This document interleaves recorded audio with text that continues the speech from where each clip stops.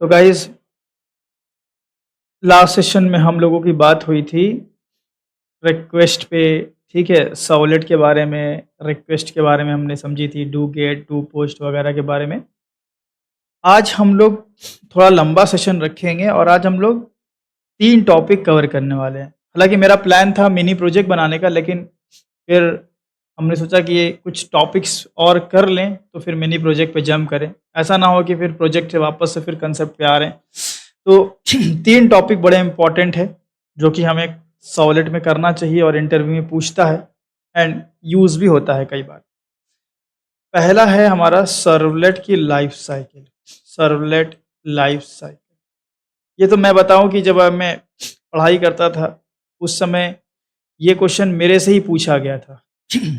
Servlet life cycle तो question बड़ा आम है, सर्वलेट लाइफ साइकिल पूछा जाता है। ठीक है, दूसरा आज हम पढ़ेंगे कि servlet context and servlet config क्या होता है। Servlet context and servlet config, ठीक है, ये भी बड़ा इंपॉर्टेंट है। एंड ये दो आप जान गए, सर्वलेट कॉन्टेक्स्ट, सर्वलेट कॉन्फ़िग। तो तीसरा आप आज हम पढ़ेंगे सर्वलेट कोलैबोरेशन। ठीक है, सर्वलेट कोलैबोरेशन भी हमें पढ़ना है, 3 टॉपिक। ठीक है, तो शुरुआत करते हैं हम लोग सर्वलेट लाइफ साइकिल से। ठीक है, सर्वलेट लाइफ साइकिल, देखो सर्वलेट लाइफ साइकिल जैसे हम लोगों ने कोर जावा में लाइफ साइकिल में पढ़ा था थ्रेड लाइफ साइकिल। ठीक है, थ्रेड लाइफ साइकिल क्या होता था? थ्रेड के क्रिएशन से लेके इसके डिस्ट्रॉय होने तक जो जो फेजेस थ्रेड थ्रेड जिन जिन फेजेस में एंटर होता है उन्हीं को हम थ्रेड लाइफ साइकिल बोलते हैं। इसी तरह हम बोल सकते हैं कि servlet life cycle is the process that a servlet goes through from the time it is loaded until it is destroyed। ठीक है, सर्वलेट एक क्लास होती है।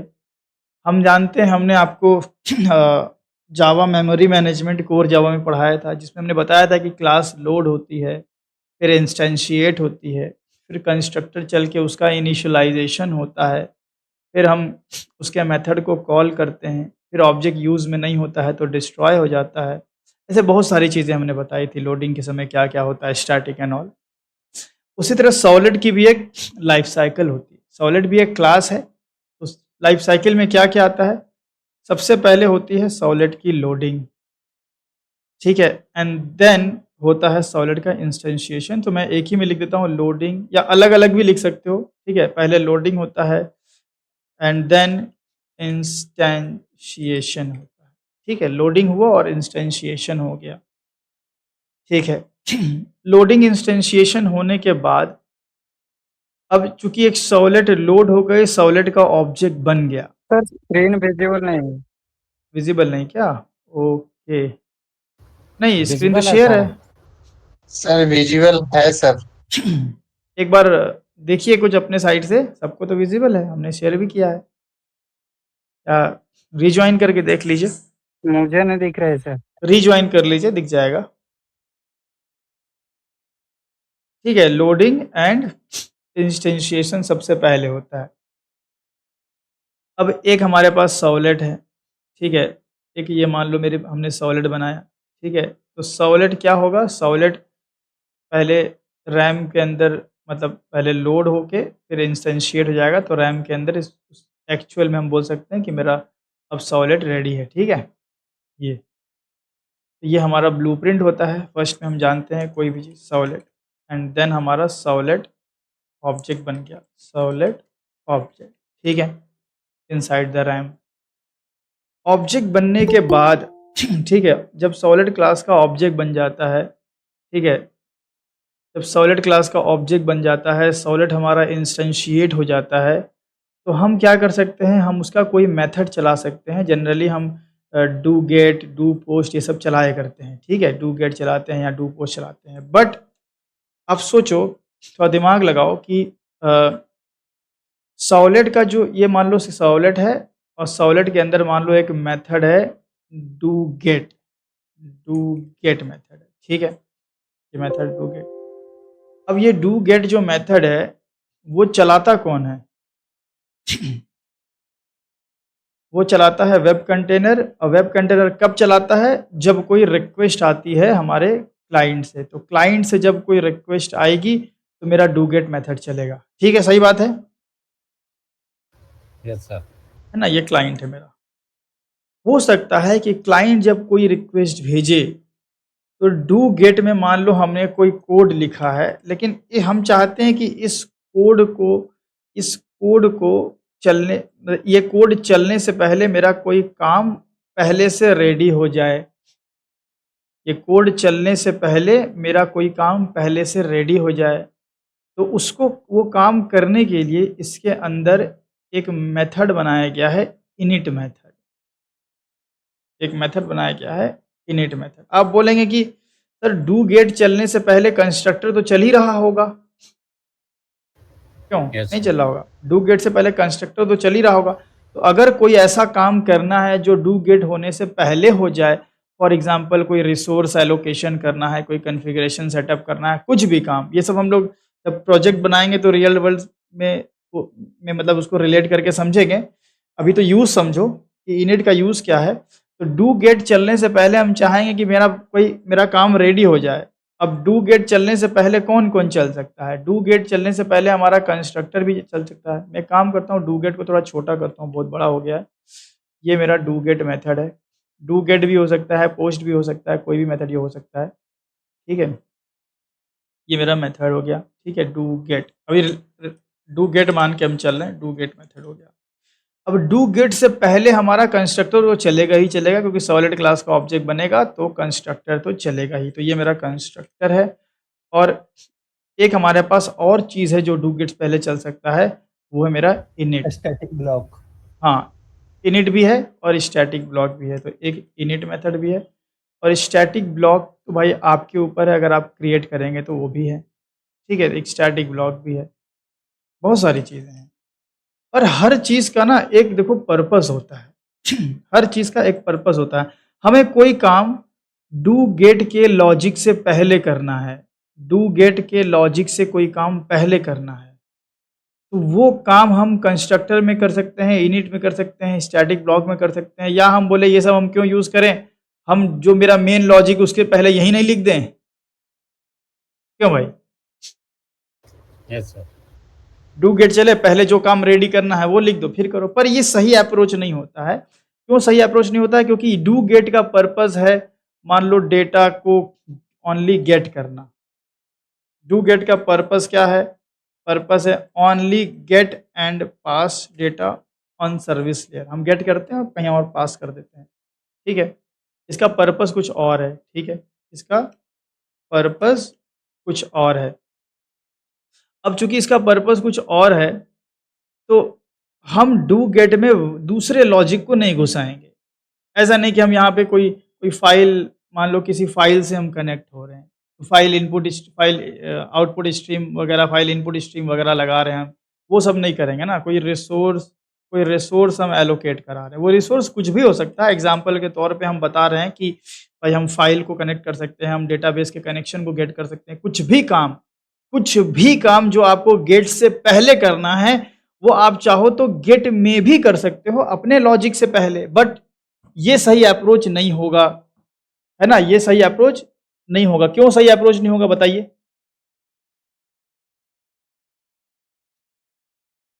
क्यों सही अप्रोच नहीं है ये? हमारा डेटा गेट होने से पहले काम तो हो ही रहा है। एनीवन? हर बार ऑब्जेक्ट क्रिएट करने पर होता है ना सर ये? नहीं, प्रॉब्लम ये होगी कि देखो यहाँ पे ना एक कंसेप्ट होता है मॉड्यूलैरिटी का। अब यहाँ पे हो क्या रहा है ना कि भाई रिसोर्स को हमने एलोकेट किया, और वो एलोकेशन का लॉजिक हमने डू गेट के अंदर क्या किया? इनकैप्सुलेट कर दिया। गेट का जी अपर केस में होगा, ऐसे गलती से लिखा गया, तो हमने इनकैप्सुलेट कर दिया। तो क्या यहाँ दो डिफरेंट टाइप का लॉजिक मिक्सअप नहीं हो गया? Yes sir. हो गया है सर। बस Yes, हाँ, sir. यही तो हम ये चाहेंगे ना कि यार मिक्सअप ना हो। इसी तरह कंस्ट्रक्टर का जो एक्चुअल में जो उसका काम होता है, वो होता है इनिशियलाइजेशन। मान लो हमने किसी सर्विस क्लास का ऑब्जेक्ट हमें चाहिए। तो सर्विस क्लास के ऑब्जेक्ट को हम इनिशियलाइज़ कर सकते हैं, यहाँ हम कंपोज़िशन कर सकते हैं। Yes, sir. तो ये सब काम भाई हम कंस्ट्रक्टर से करें तो ठीक है। अब हम कंस्ट्रक्टर में फाइल इनपुट आउटपुट का कोड लिख रहे हैं, क्या सही है? No sir. है ना? No, तो sir. जिस चीज़ का जो काम है उससे वही करा जाए। करने को तो फिर आप कंस्ट्रक्टर ही मत बनाओ, कुछ मत बनाओ, मेथड में ही डाल दो। पर प्रोग्रामिंग एक तरह होता है कि हाँ, प्रोग्रामिंग में ऐसा भी किया जा सकता है, लेकिन ऐसा करना चाहिए कि नहीं करना चाहिए वो फिर देखना पड़ेगा। क्योंकि सिर्फ़ आउटपुट लाना हमारा मकसद नहीं होता, सिर्फ़ काम हो जाना हमारा मकसद नहीं है। हमारा मकसद है कि काम हो और अच्छे तरीके से हो। बोलते हैं ना, अरे यार क्या जानवरों का ज़िंदगी जी रहे हो, ऐसे तो जानवर भी जी लेता है, इंसान की तरह जियो। जी तो सब लेते हैं, लेकिन हम हेल्दी लाइफ़स्टाइल चूज़ करते हैं ना। तो वही है, एक हेल्दी कोड वही कहलाएगा जिसमें आप चीज़ें प्रॉपर तरीके से मतलब चीज़ों को प्रॉपर तरीके से कैटेगराइज़ करके लिखोगे, ठीक है? उसके लिए डिफरेंट कंसेप्ट बनाए गए हैं। तो अगर कंस्ट्रक्टर कुछ ऐसी चीज़ें हैं जो आपको इनिशियलाइज़ करनी है तो कंस्ट्रक्टर करोगे। कोई ऐसी चीज़ें हैं जो वन टाइम आपको इनिशियलाइज़ करनी है, वन टाइम। कोई स्टैटिक डेटा अगर आपके पास है, उसको आप इनिशियलाइज़ करना चाहते हो तो हम स्टैटिक ब्लॉक का यूज़ कर लेते हैं, ठीक है? और अगर कोई रिसोर्स एलोकेशन करना है, कोई आपके डू गेट से पहले आपको कनेक्शन रेडी करना है, उसके लिए खास हमारे पास है इनिट मेथड, ठीक है? तो बहुत बार ये दिमाग में आता है कि यार ये काम तो कंस्ट्रक्टर से भी किया जा सकता था, तो हम बोलते हैं कंस्ट्रक्टर से क्यों? ये काम तो मेथड में भी किया जा सकता था, है ना? तो ये ध्यान रखेंगे कि चीज़ों का पर्पस होता है, इससे क्या हुआ? अब हमारा कोड कितना देखिए ब्यूटीफुली कैटेगराइज़ हो गया। टू गेट मेथड का पर्पस क्या है भाई? Only handling request and response. Request and response से रिलेटेड चीज़ें यहाँ पे की जाएगी। तो रिक्वेस्ट से डेटा निकाला, फिर यहाँ से हम कहीं न कहीं रिस्पॉन्स भी जनरेट किए होंगे, ठीक है? तो रिक्वेस्ट रिस्पॉन्स वाला काम यहाँ। हाँ, डेटा आने से पहले कोई चीज़ रेडी करना है तो इनिट हो गया। तो इस तरीके से हमारा कह सकते हो कि कैटेगराइज़ेशन या मॉड्युलैरिटी हम अचीव करते हैं। तो सॉलिड लाइफ़ साइकिल में पहले सॉलिड क्लास लोड हुई होगी, तो सबसे पहले लोडिंग समय स्टैटिक चल जाएगा, उसके बाद इंस्टेंशिएशन हो जाएगा। फिर आपका मेथड चलने से पहले, हालाँकि सॉलिड लाइफ़ साइकिल में हम डू गेट डायरेक्ट नहीं चलाते हैं, अभी आप गेट समझो इसलिए मैं गेट से समझा रहा हूँ, तो ये बताएँगे। एंड आपके कोई सी भी मेथड से पहले, चाहे डू गेट हो, चाहे डू पोस्ट हो, या यहाँ एक मेथड आता है सर्विस मेथड, ठीक है? सर्विस मेथड, उससे उन सभी से पहले आपका इनिट चल जाएगा।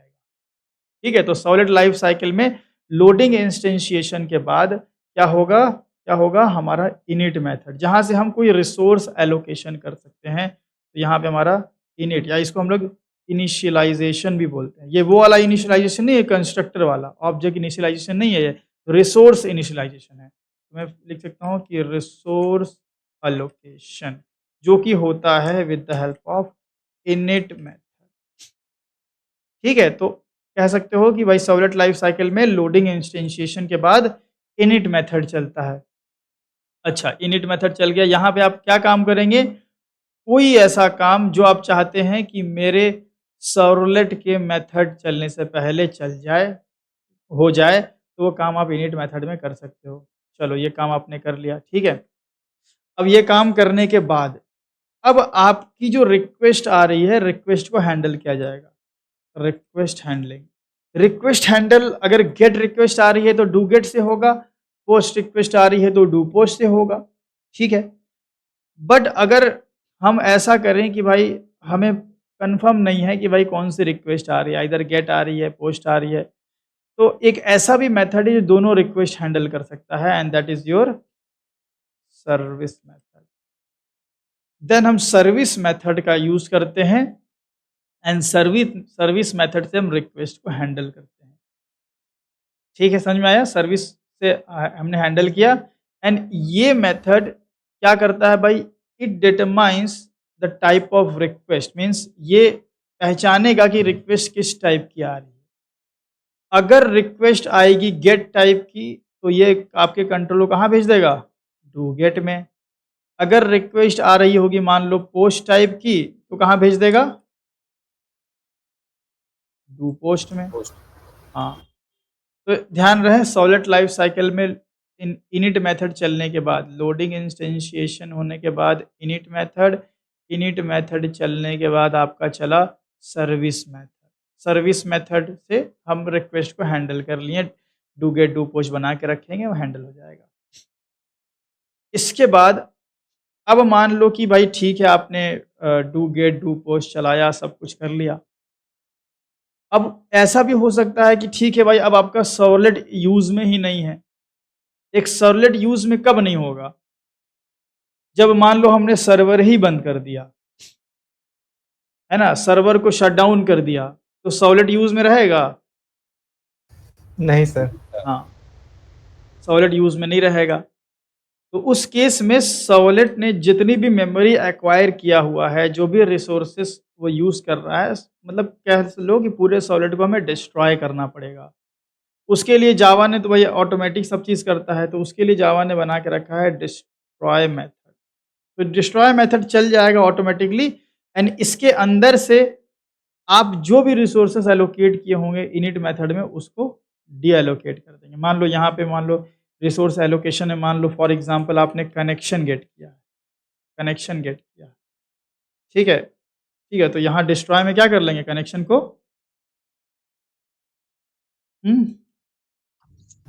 डिस्ट्रॉय कर देंगे सर। क्लोज कर दें।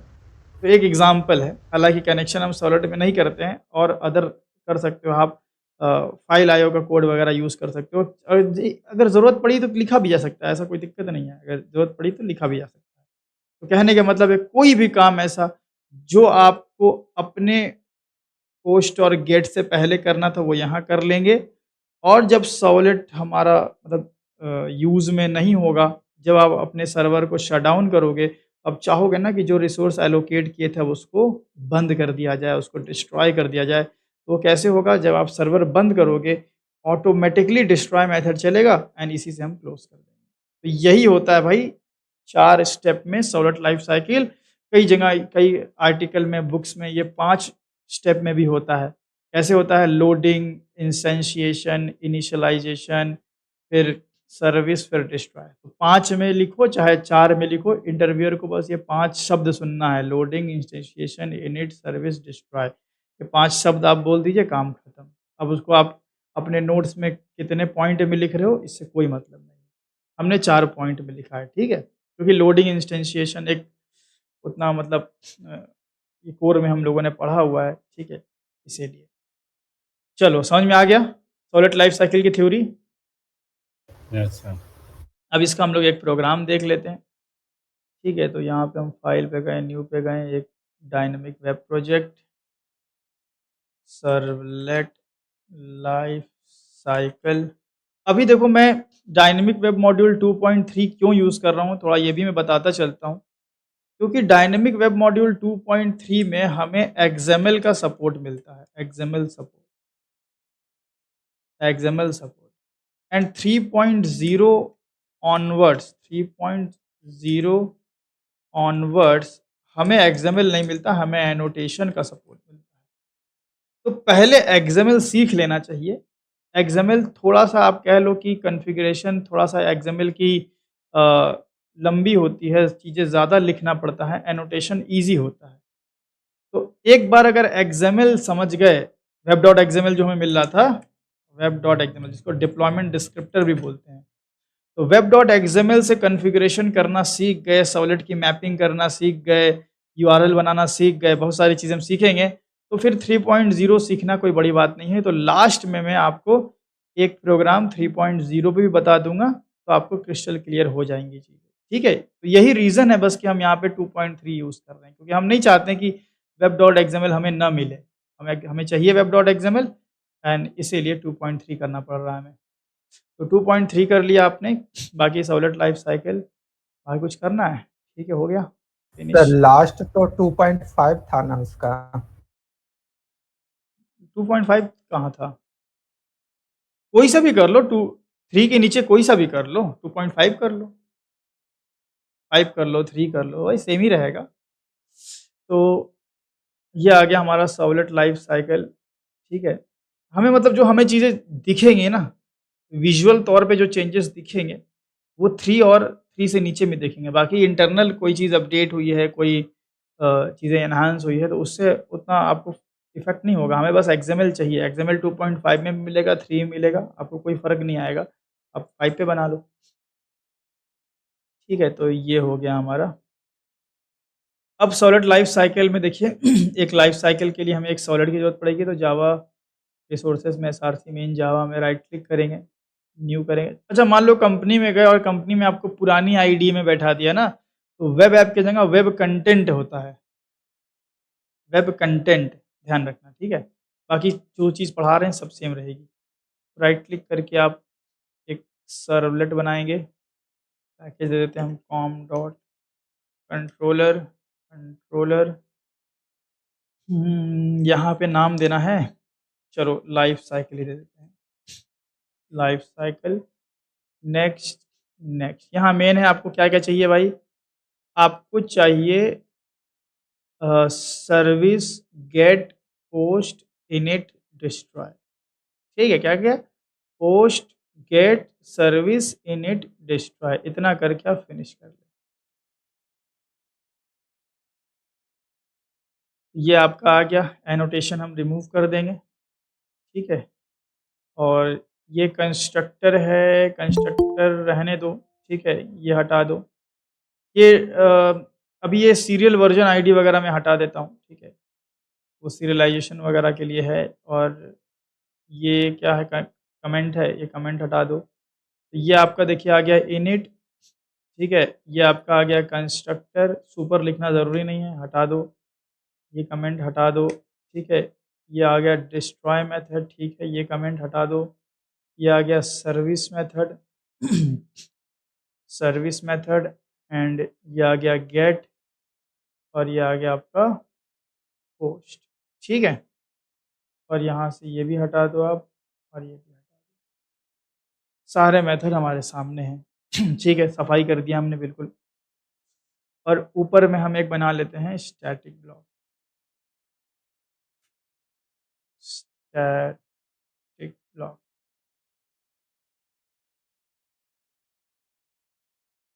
ठीक है? अब यहाँ पे हम लिख लेते हैं सिस आउट सर्वलेट सर्वलेट, ठीक है? सर्वलेट लोडिंग, ठीक है? एंड देन कंस्ट्रक्टर चला, मतलब सर्वलेट का इंस्टेंशिएशन। कौन सर्वलेट का ऑब्जेक्ट बनाएगा? Web container. हाँ, कंटेनर। वेब कंटेनर ही ये सब इंस्टेंशिएशन वगैरह करवाएगा, ठीक है?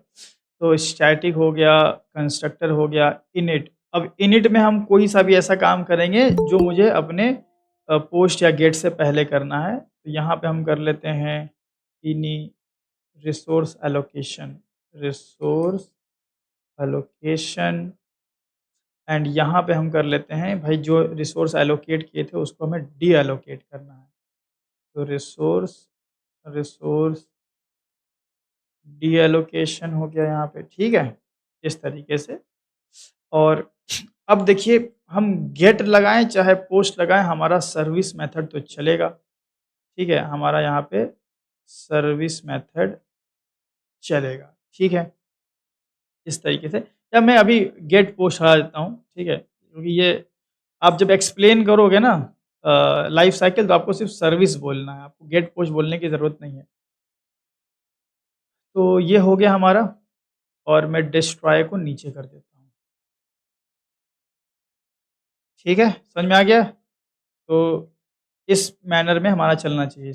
लोडिंग होगा, इंस्टेंशिएशन होगा, एलोकेशन होगा, फिर सर्विस चलेगा और सर्वर बंद करेंगे तो डिस्ट्रॉय होगा। अच्छा, ये जो हमने पैटर्न ऊपर-नीचे कर देंगे तो गड़बड़ हो जाएगा या सेम रहेगा? सेम आएगा। बताएँ बाकी लोग? सेम रहेगा। हाँ, सेम रहेगा। तो ये है भाई सॉलिड लाइफ साइकिल। अब मुझे ये सॉलिड को इन्वोक करना है। सॉलिड इन्वोक करने के लिए हम क्या करें भाई?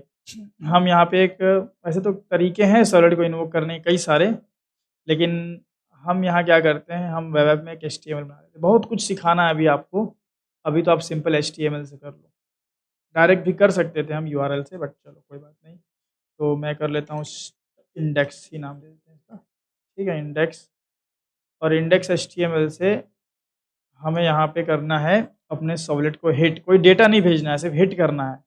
तो एंकर टैग से भी किया जा सकता है। इन्वोक इन इन्वोक माई सर्वलेट कैसे होगा यार? इससे href दे देंगे। अच्छा हाँ, और इसमें हमने लाइफ साइकिल दे देना है, हो जाएगा इतने से। ध्यान रहे, एक बात याद रखें आप, एक सर्वलेट को इन्वोक करना है, क्योंकि सर्वलेट के पास मेन मेथड नहीं होता है ना, कि JVM उसको ऑटोमेटिकली चला लेगा।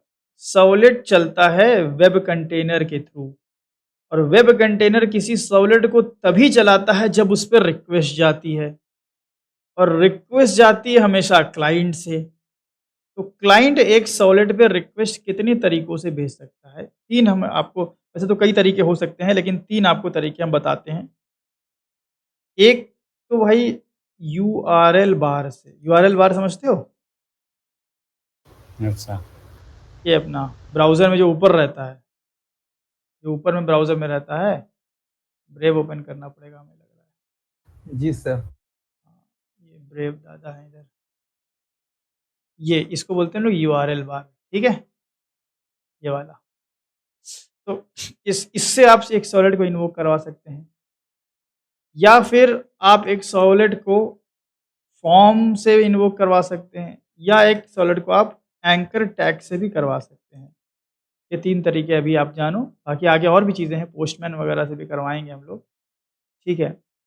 अब URL बार से हमेशा जो रिक्वेस्ट जाएगी वो गेट, एंकर टैग से हमेशा जो रिक्वेस्ट जाएगी वो गेट, फॉर्म से आपकी चॉइस से किसी भी टाइप की रिक्वेस्ट भेजा जा सकता है, गेट, पोस्ट या अदर भी भेजा जा सकता है, गेट या पोस्ट या अदर में डॉट डॉट डॉट कर लेता हूँ। तो जब आपको पोस्ट रिक्वेस्ट भेजनी है तब तो आप फॉर्म से ही करोगे, अदरवाइज़ सिर्फ गेट भेजनी है ना, तो 3 तरीके हैं, आप इनमें से किसी का भी यूज़ कर सकते हो। तो अभी हम सिंपल, चूँकि हमें डेटा नहीं भेजना है, हालाँकि एंकर टैग से डेटा भी भेज सकते हैं, वो आगे सीखेंगे। तो लाइफ साइकिल हमने कर दिया, इन्वोक माई सर्वलेट, एंड हमारा सर्वलेट इन्वोक होगा, एंड देन जैसे ही हमारा सर्वलेट इन्वोक होगा तो ये हम लाइफ साइकिल हम देख पाएंगे अपने कंसोल में। Run as server and next and finish, and okay कर दिया हमने।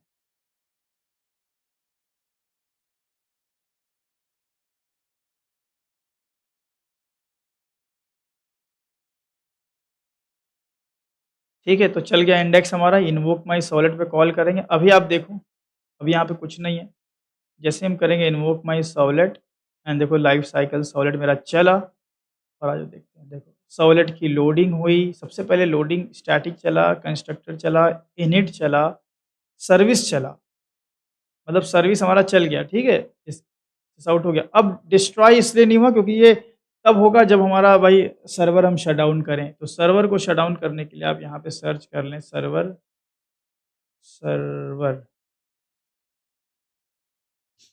ये आ गया सर्वर आपका, और यहाँ पे आप इसको ना नीचे ही कर लें क्या,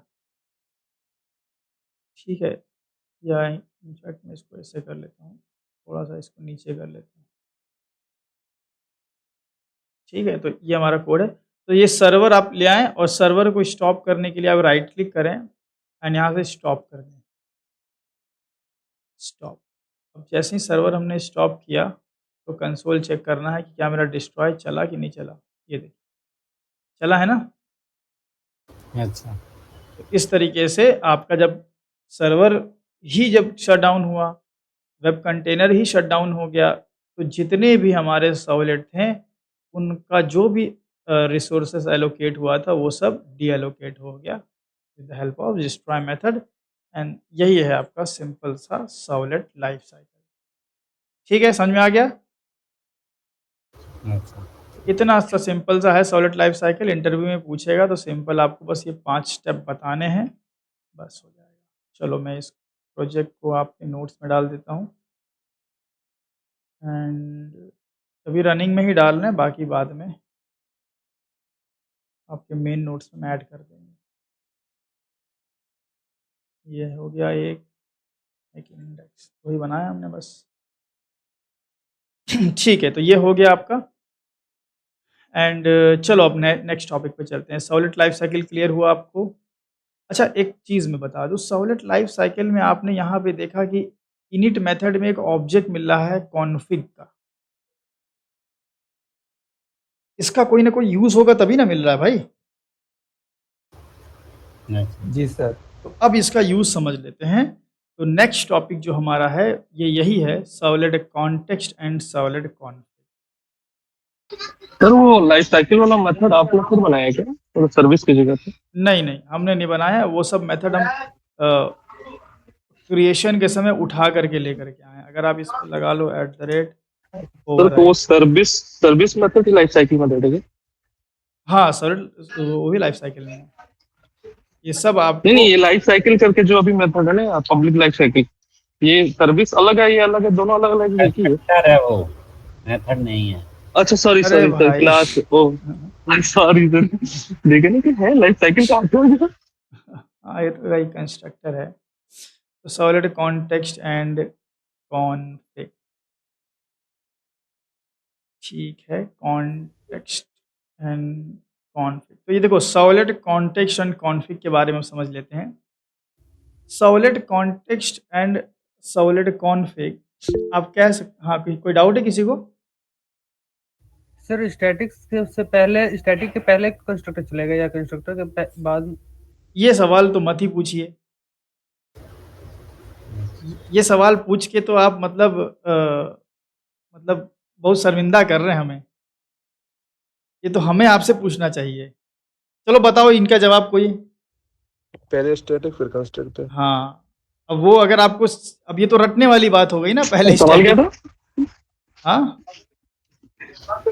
स्टैटिक चलेगा पहले कि कंस्ट्रक्टर पहले चलेगा? हाँ, स्टैटिक चलेगा। अब ये तो रटने वाली बात हो गई। हम लेकिन हमने उसको डिटेल में समझाया हुआ है कि पहले क्यों static स्टैटिक चलेगा। पहले चलेगा। आवाज जा रही ना मेरी आप लोग को? Yes sir. जी सर आ रही है। हाँ, हमने जी ये सर। डिटेल में ऊप्स, आप किसने जो सवाल पूछा था, आप हमारा एक बार ऊप्स देख लें, क्योंकि हम आपको बोल देंगे पहले स्टैटिक चलेगा फिर कंस्ट्रक्ट चलेगा, इससे कोई फायदा नहीं होगा आपका।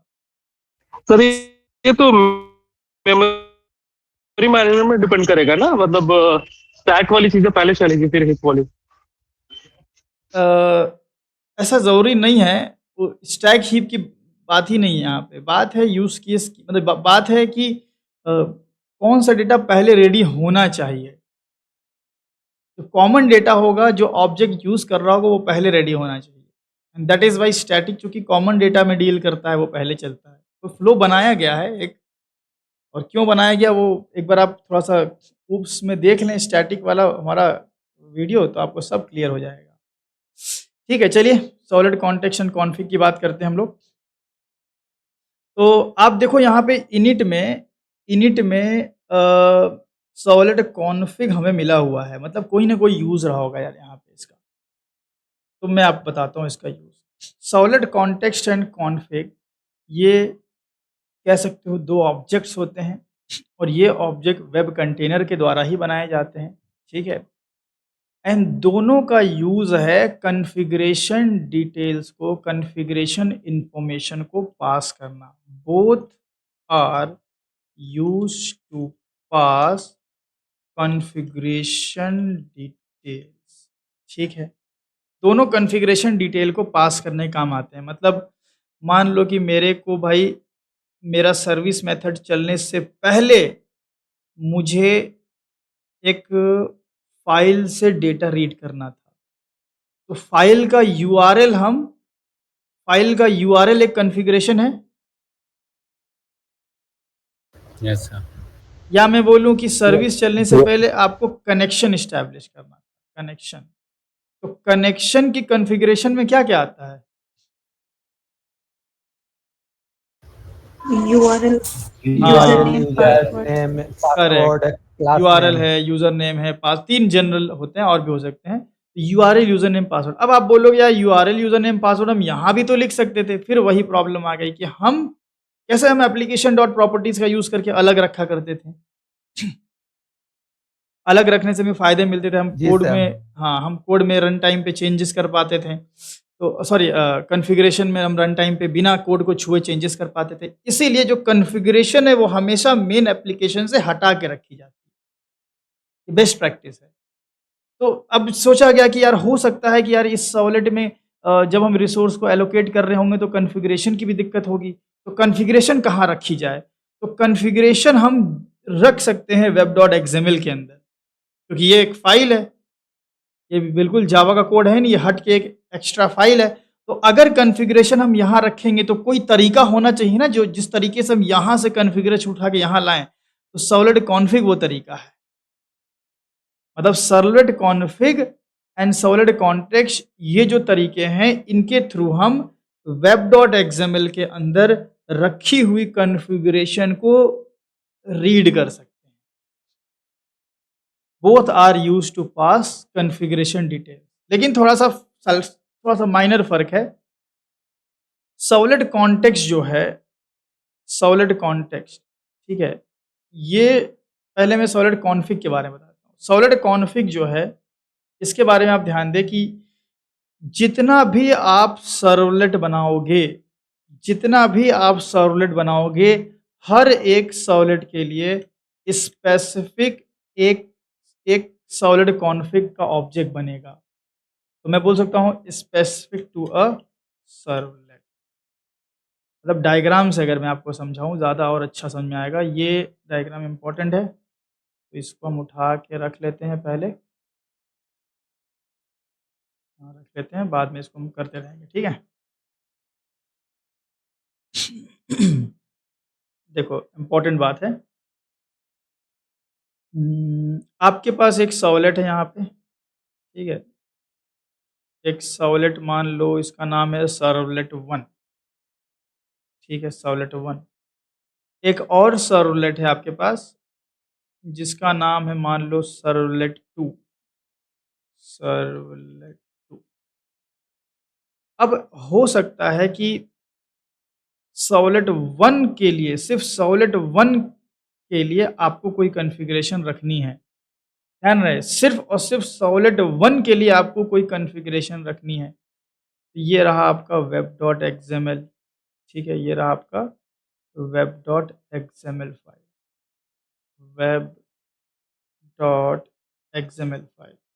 इस web.xml को हम लोग बोलते हैं डिप्लॉयमेंट डिस्क्रिप्टर, डिप्लॉयमेंट डिस्क्रिप्टर, ठीक है, डिप्लॉयमेंट डिस्क्रिप्टर फाइल है ये आपकी।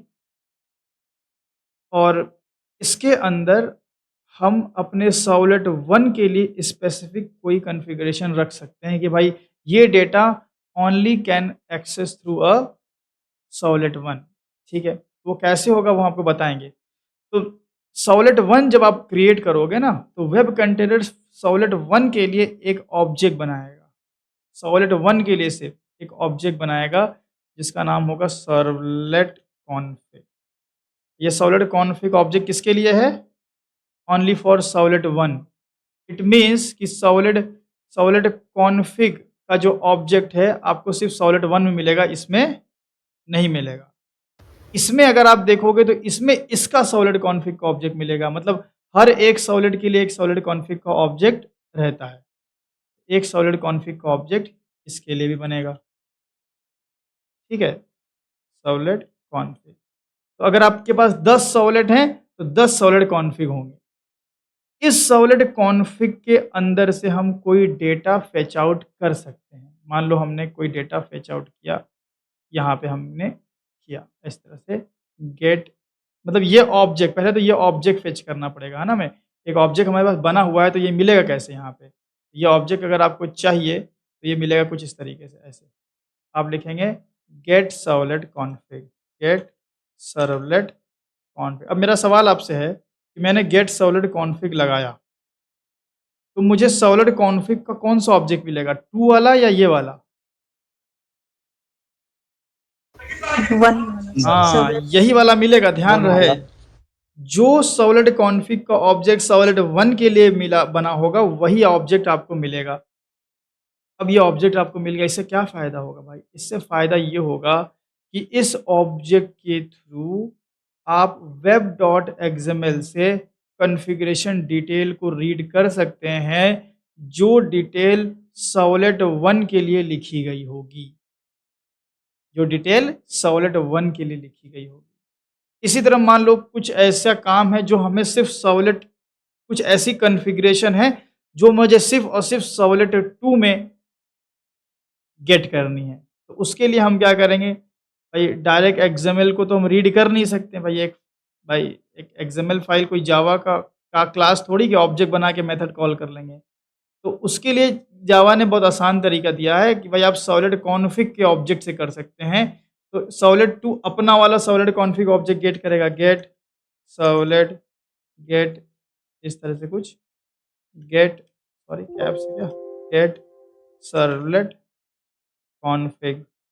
इसने अपना गेट सर्वलेट कॉन्फ़िग अपना ऑब्जेक्ट निकाला सर्वलेट कॉन्फ़िग का। कौन सा ऑब्जेक्ट मिलेगा इसको भाई, ये वाला ऑब्जेक्ट मिल गया इसको। सिंपल सी कहानी है एकदम। और इस सर्वलेट कॉन्फ़िग के ऑब्जेक्ट से या web.xml से वो कॉन्फ़िगरेशन डिटेल रीड कर सकता है जो कि सिर्फ और सिर्फ सर्वलेट 2 के लिए लिखी गई हो। वो कॉन्फ़िगरेशन कुछ भी हो सकती है, URL, user name, password, anything. ठीक है, तो सर्वलेट कॉन्फ़िग का यूज समझ में आया क्या है? अच्छा, ये कॉन्फ़िगरेशन को रीड करता है, ये कॉन्फ़िगरेशन को पास करता है सर्वलेट में। ठीक है, सर्वलेट कॉन्फ़िग का जो ऑब्जेक्ट होता है वो सिर्फ अपने ही सर्वलेट में पास कर सकता है कॉन्फ़िगरेशन को। ये वाला अपनी कॉन्फ़िगरेशन को इसमें पास नहीं कर सकता, या मैं बोलूं ये वाला अपनी कॉन्फ़िगरेशन को इसमें पास नहीं कर सकता। तो हर एक सर्वलेट का एक स्पेसिफिक कॉन्फ़िगरेशन ऑब्जेक्ट होता है जिसको हम बोलते हैं सर्वलेट कॉन्फ़िग। और इसी तरह एक होता है सर्वलेट कॉन्टेक्स्ट, इसका स्कोप बड़ा होता है। सर्वलेट कॉन्टेक्स्ट का ऑब्जेक्ट भी बनाता है वेब कंटेनर, और ये ऑब्जेक्ट पूरे एंटायर प्रोजेक्ट के लिए एक ही बार बनता है। बार बार ब्लिंक साउंड आ रहा, मैं रोज बोलता हूँ भाई 10 बजे के 10 मिनट का टाइम मैं देता हूँ, आप लोग प्लीज, इससे क्या डिस्टर्ब होता है, बार बार ब्लिंक साउंड भी रिकॉर्ड होता है। तो एक होता है हमारा सर्वलेट कॉन्टेक्स्ट का ऑब्जेक्ट, सर्वलेट कॉन्टेक्स्ट का ऑब्जेक्ट। ये भाई आपके पूरे प्रोजेक्ट के लिए सिर्फ एक ही बार बनाता है वेब कंटेनर। ऐसा नहीं कि आपके पास 100 सर्वलेट है तो 100 सर्वलेट है तो 100 सर्वलेट कॉन्टेक्स्ट का ऑब्जेक्ट नहीं बनेगा। सर्वलेट कॉन्टेक्स्ट का ऑब्जेक्ट हमेशा सिर्फ और सिर्फ एक ही बार बनेगा। क्यों ऐसा होता है? क्योंकि सर्वलेट कॉन्टेक्स्ट एक ऐसा ऑब्जेक्ट होता है जो ऐसी कॉन्फ़िगरेशन डिटेल्स रखता है जिसकी जरूरत किसी भी सर्वलेट में पड़ सकती है। एक ग्लोबल डिटेल्स रखने का काम करता है। जैसे फॉर एग्जांपल मेरे पास एम्प्लॉय का 5 ऑब्जेक्ट है, तो एम्प्लॉय 1 में अगर हम कोई डेटा सेट करें तो एम्प्लॉय 2 में वो डेटा गेट कर सकते हैं? No sir. नहीं कर सकते हैं। तो ये हो गया सर्वलेट कॉन्फ़िग जैसा। लेकिन वही अगर हमने कोई डेटा स्टैटिक मेथड में रखा है तो पांचों ऑब्जेक्ट में कर सकते हैं डेटा गेट। यस जी सर। सर। हाँ, Yes, बस sir. वही खेल है यहाँ पे। Servlet context is like a static area जिसमें रखी हुई कॉन्फ़िगरेशन किसी भी सर्वलेट पे गेट की जा सकती है। तो एक्चुअली सर्वलेट कॉन्टेक्स्ट का ऑब्जेक्ट हम कैसे गेट करते हैं? हम ये ऑब्जेक्ट यहाँ पे भी गेट कर सकते हैं, यही सेम ऑब्जेक्ट हम यहाँ भी गेट कर सकते हैं। कहीं भी ये ऑब्जेक्ट गेट किया जा सकता है। कैसे गेट होता है? इसके लिए एक मेथड होता है गेट सर्वलेट कॉन्टेक्स्ट। चीज़ें बहुत आसान है जावा में, बस ये है कि भाई मन लगा के पढ़ लिया आप लोग तो एकदम ईजी है चीज़ें। तो गेट सर्वलेट कॉन्टेक्स्ट किया, आपको सर्वलेट कॉन्टेक्स्ट का ऑब्जेक्ट मिल गया। आपने यहाँ पे गेट सर्वलेट कॉन्टेक्स्ट किया, यहाँ भी आपको ऑब्जेक्ट मिल गया। ठीक है, तो वही सेम सर्वलेट कॉन्टेक्स्ट का ऑब्जेक्ट यहाँ भी मिलेगा। ऐसा नहीं कि भैया अलग अलग ऑब्जेक्ट मिलेगा, एक ही बार बनता ही है ये। अच्छा, सर्वलेट कॉन्टेक्स्ट में जो चीज़ें रखी हुई होती हैं वो एक्चुअली तो web.xml में रखी हुई होती है। तो सर्वलेट कॉन्टेक्स्ट की मदद से हम वो कॉन्फ़िगरेशन डिटेल रीड कर सकते हैं जो सबके लिए सरकारी डिटेल है, जो कॉमन डिटेल है। समझ में आ गया पूरा खेल?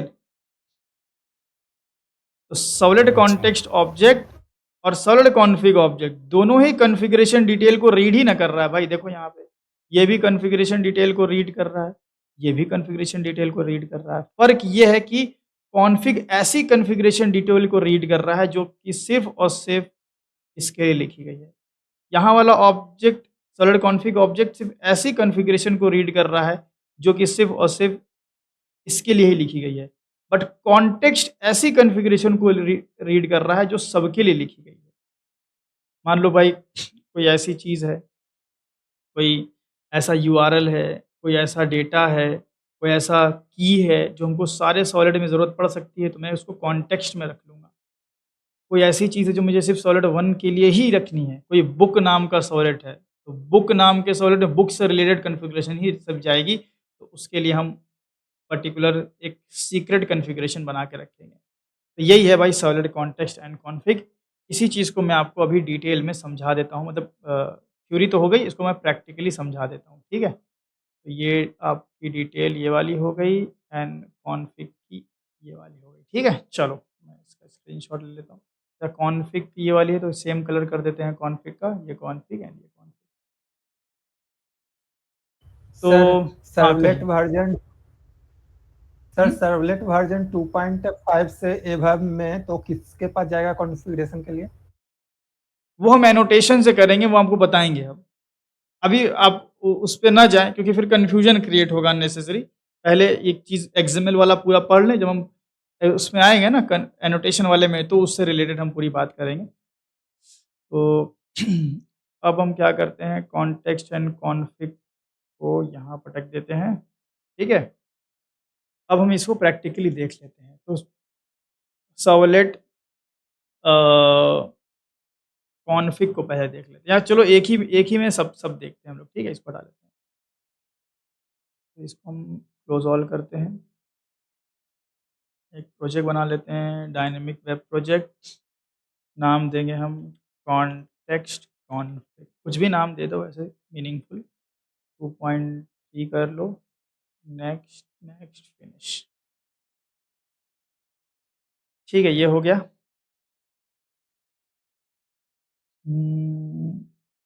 इसको ओपन कर लिया जाए और यहाँ पे हम क्या करते हैं, 2 सर्वलेट बनाएँगे सारसी मेन जावा में।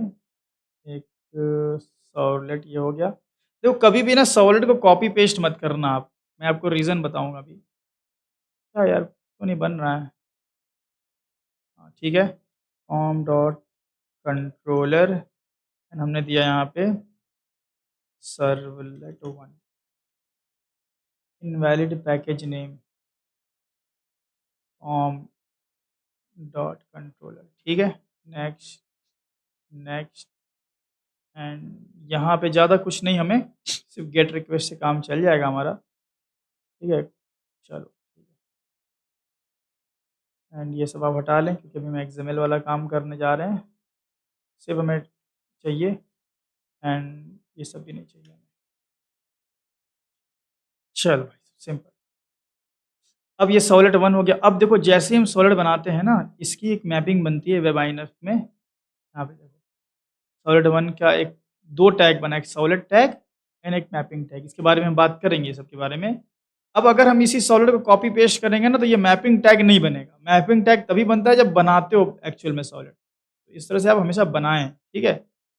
एक सॉलिड बनाएं एंड नाम दे दें servlet 2 and next, next, get and finish. तो यहाँ पे जैसे ही बनाए ना, तुरंत यहाँ पे देखो सॉलिड 2 के लिए भी, सॉलिड 2 के लिए भी एक सॉलिड टैग और एक मैपिंग टैग। तो हर एक सॉलिड के लिए 2 टैग बनता है, एक सॉलिड टैग और एक मैपिंग टैग। सॉलिड 2 के लिए भी एक सॉलिड टैग और एक मैपिंग टैग, ठीक है। अब ये क्या होता है ये सब बात करेंगे हम लोग अभी। एंड यहाँ से आप पूरा साफ कर लें, सिर्फ गेट को छोड़ दें, गेट को छोड़ दें, आप सब हटा दें।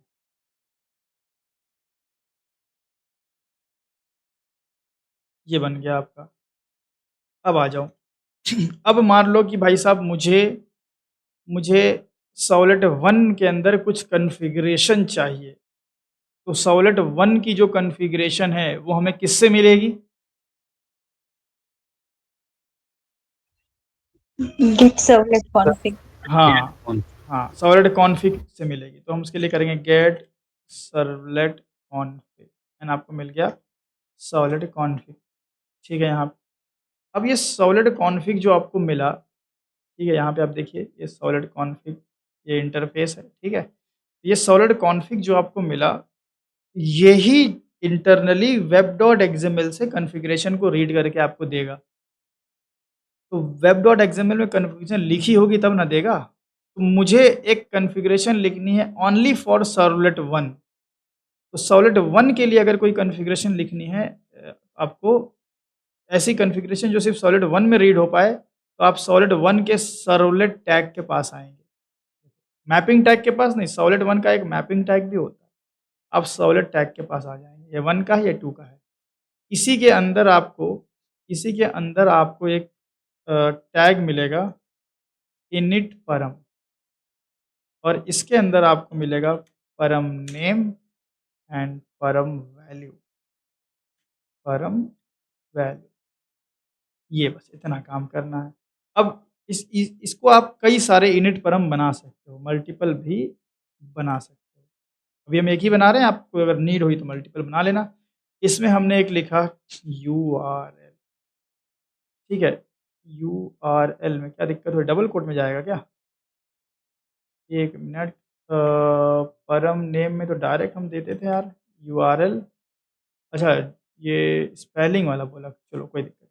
एंड URL में दे दिया JDBC:mysql/localhost:3306। ऐसे कुछ भी दे रहे हैं। अभी आप लोग URL क्यों रीड कर रहे हैं, तो ये उसका मैं कोई जवाब नहीं दूंगा।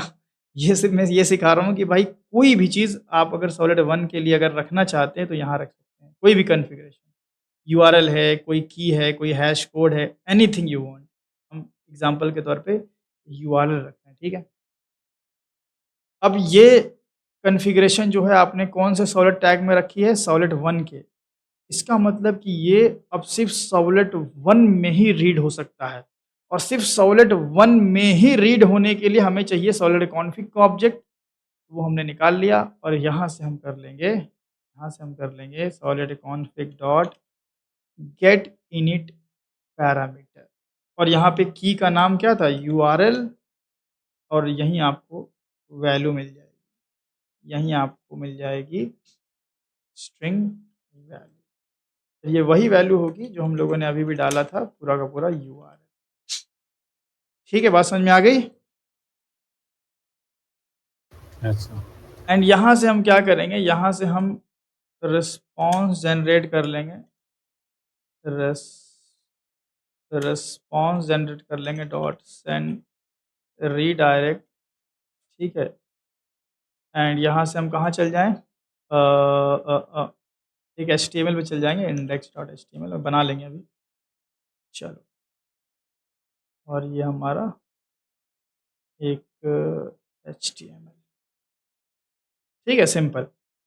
और मतलब फ्लो कैसा होगा भाई, मैं क्लोज ऑल करके फ्लो समझा दूं।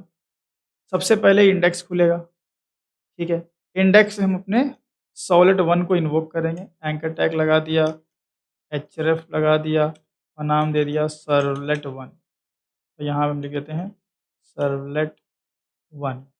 फिर एक और हम एंकर टैग लगा देंगे, और यहाँ से कॉल करेंगे सॉलिड 2 को, ठीक है, एंड 2 को। अब आपको मैं थोड़ा सा प्रूफ भी दिखाता हूँ, देखो। तो यहाँ पे हमने प्रेस किया, तुरंत कंट्रोल गया सॉलिड 1 पे, सॉलिड 1 पे कंट्रोल किया, हमें सॉलिड सॉलिड कॉन्फिग का ऑब्जेक्ट मिला। And solid config what it will do, it will read configuration from web.xml। तो उसके लिए आपके सॉलिड 1 के सॉलिड टैग में आपकी कॉन्फ़िगरेशन होनी चाहिए, इनिट परम टैग में, ठीक है, ये है तो हमें मिल जाएगा। ठीक है, मिल गया हमें, तो साइड में कर लेते हैं। अब मिलने के बाद हम क्या करेंगे, वापस से रिस्पॉन्स करके इंडेक्स पे आ गए। अब हम चलाएंगे सॉलिड 2। चलो, कंट्रोल सॉलिड 2 पे आया, और सॉलिड 2 पे भी अगर मैं यही कोड लिखूं सेम, मैं सॉलिड कॉन्फिग का ऑब्जेक्ट गेट करूं और मैं URL को रीड करने की कोशिश करूं, तो क्या रीड होगा? No sir. नहीं होना चाहिए ना, क्योंकि यहाँ जो सॉलिड कॉन्फिग का ऑब्जेक्ट मिलेगा वो ऑब्जेक्ट नहीं है जो ये है, डिफरेंट ऑब्जेक्ट्स हैं, ठीक है। तो इसके पास नल मिलना चाहिए, तो ये प्रूफ हो जाएगा कि हाँ, सॉलिड कॉन्फिग पर्टिकुलर सर्वलेट के लिए ही होता है। और रन करके देखते हैं हम लोग, रन ऑन सर्वर। यहाँ कई सारे प्रोजेक्ट हो जाते हैं, जैसे हमने टेस्टिंग के लिए हमने देखो IJKL बनाया, ये बनाया, तो आप उनको रिमूव भी कर सकते हो, ठीक है, सर्वर से। सिर्फ आपका अपना अपना प्रोजेक्ट रहेगा एंड फिनिश। इससे क्या है, सर्वर थोड़ा सा मतलब क्या बोलते हैं उसको, लाइट वेट हो जाता है।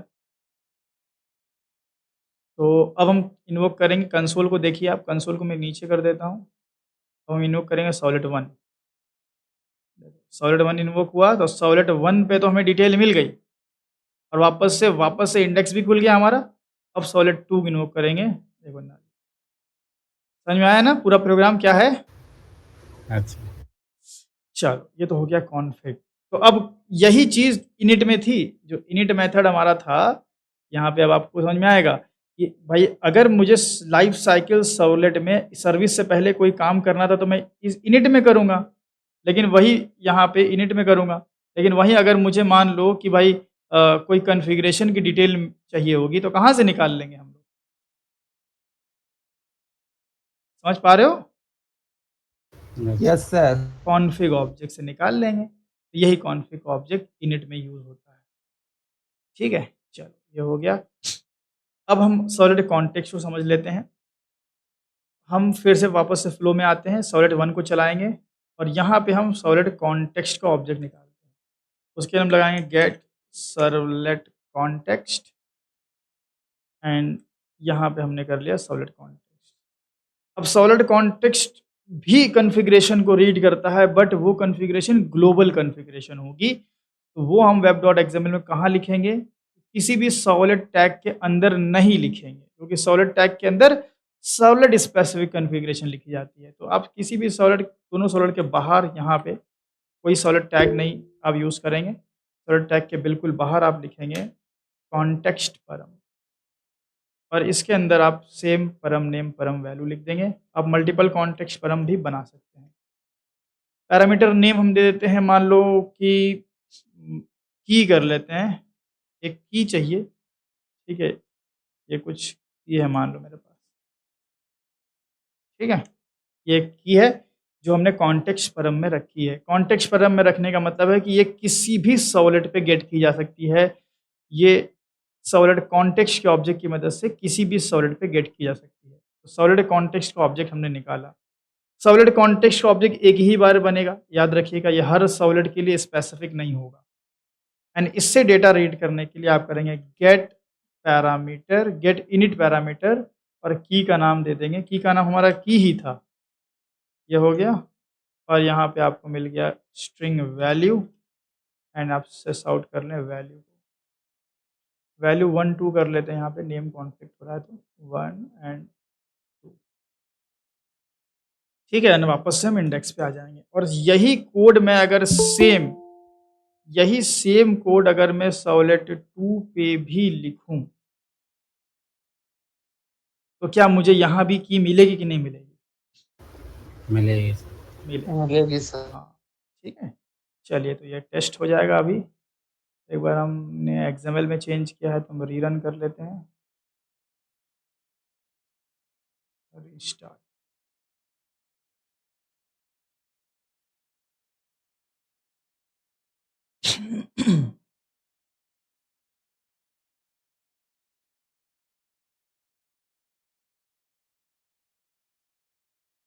ठीक है, इधर क्यों खुल गया यार, ये इसको ऊपर आ जाओ।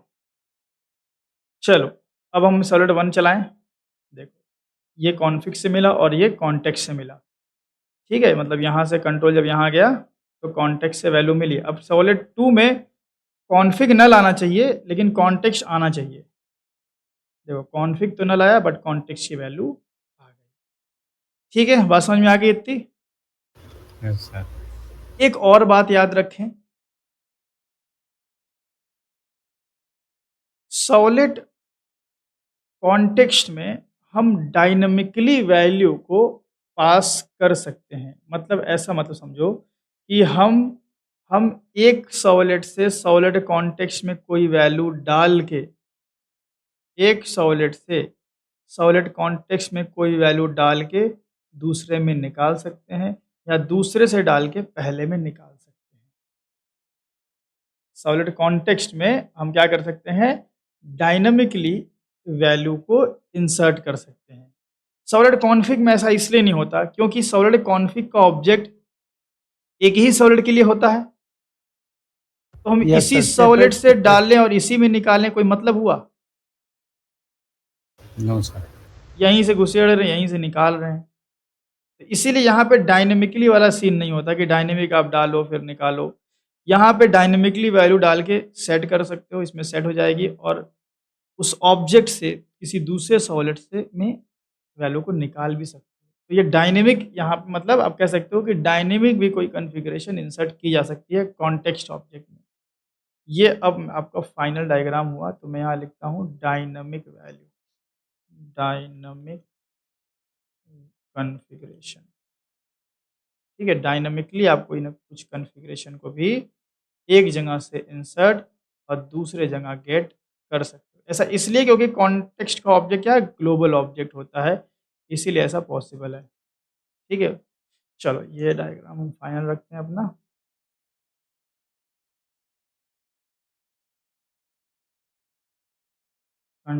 विंडोज शिफ्ट तो sir web descriptor web example मतलब कॉन्फिग और कॉन्टेक्स्ट दोनों एक ही काम करेंगे वेब डिस्क्रिप्टर का? फिर से बोलिए, वेब डिस्क्रिप्टर का कॉन्टेक्स्ट कॉन्फ़िग एक ही काम करेगा मतलब एक ही है क्या वेब डिस्क्रिप्टर के लिए कॉन्टेक्स्ट और कॉन्फिग ये अलग अलग है? अलग अलग है। फिगर में तो दोनों एक ही साइन दिख रहा है ना वेब डिस्क्रिप्टर पे। हाँ, ये जी जी दोनों का टैग अलग अलग है ना। देखिए, वेब डिस्क्रिप्टर के लिए Yes, कॉन्टेक्स्ट sir. का टैग अलग है, इसका टैग अलग है, इसका टैग का पोजीशन भी अलग है।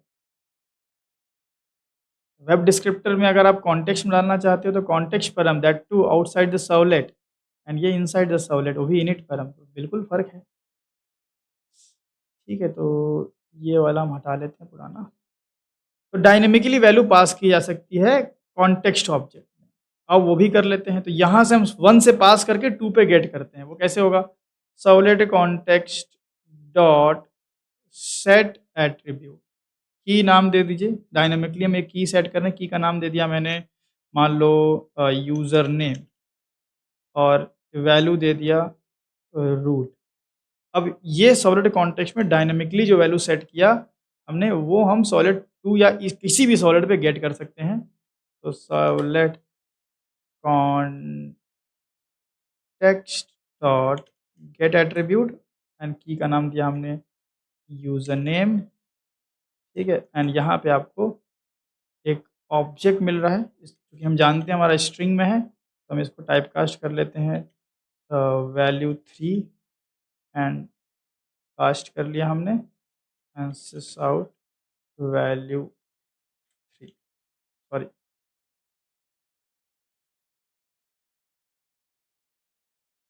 ठीक है, तो इस तरह से भी आप कर सकते हैं, only in case of context, config के केस में नहीं। तो चलिए, कंप्लीटेड हो गया।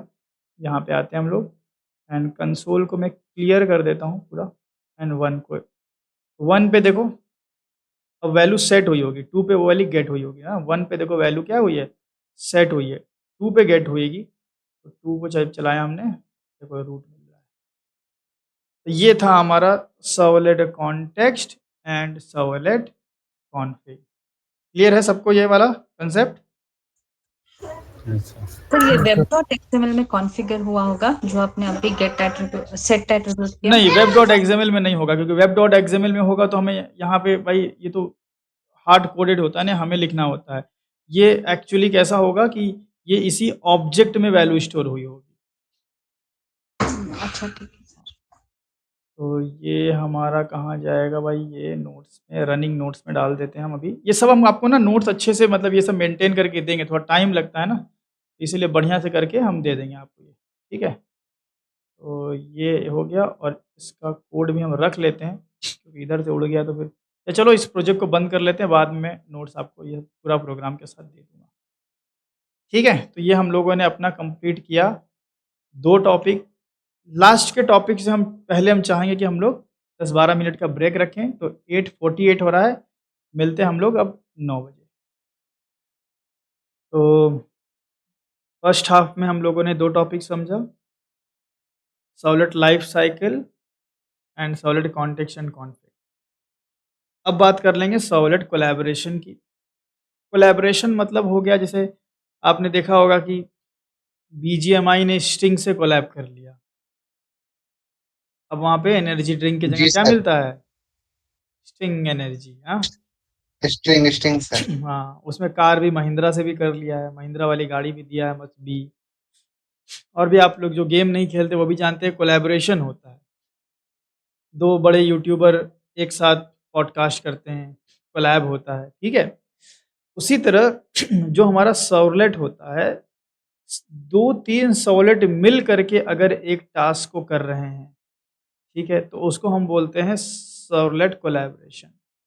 मतलब ये मान लो मेरा क्लाइंट है, ठीक है? क्लाइंट से मेरा डेटा गया एक सर्वलेट पे, तो सर्वलेट से मैंने सारा काम नहीं किया, सारा काम मैंने एक ही सर्वलेट से नहीं किया। ये मॉड्यूलैरिटी अचीव करने के लिए होता है, चीज़ों को वेल मैनर में कैटेगराइज़ करने के लिए होता है। सर्वलेट 1 में हमने क्या किया, प्रॉपर तरीके से मान लो डेटा को वैलिडेट किया। सर्वलेट से हम लोग गए और डेटा को वैलिडेट करा लिया। वैलिडेट कराया हमने किसी दूसरी क्लास में और उसके रिजल्ट को लेकर के आए।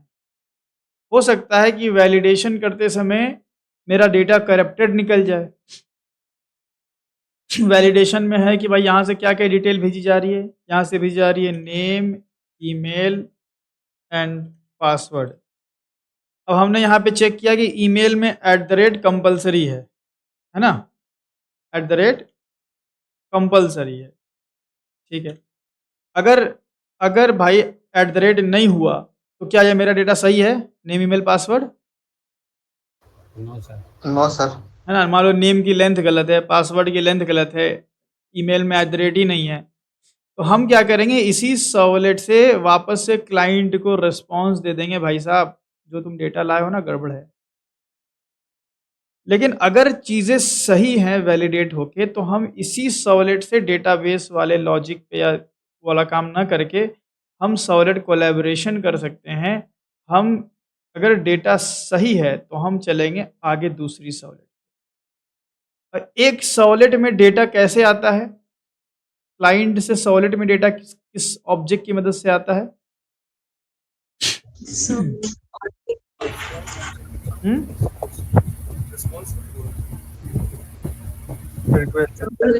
Request object, HTTP servlet request से आता है।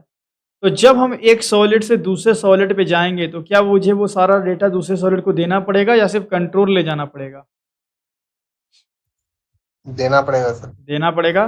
तो हम रिक्वेस्ट एंड रिस्पॉन्स को हमें फॉरवर्ड कर देना है, ठीक है? अब उसके 2 मेथड होते हैं, फॉरवर्ड एंड इंक्लूड, दोनों कर सकते हो, डिपेंड्स करता है कि कैसा काम कर रहे हो। तो रिक्वेस्ट रिस्पॉन्स को हमने आगे भेजा, फिर उसी रिक्वेस्ट से हमने फिर से नेम, ईमेल और पासवर्ड निकाल के इस बार हमने उसको डेटाबेस में स्टोर कर लिया।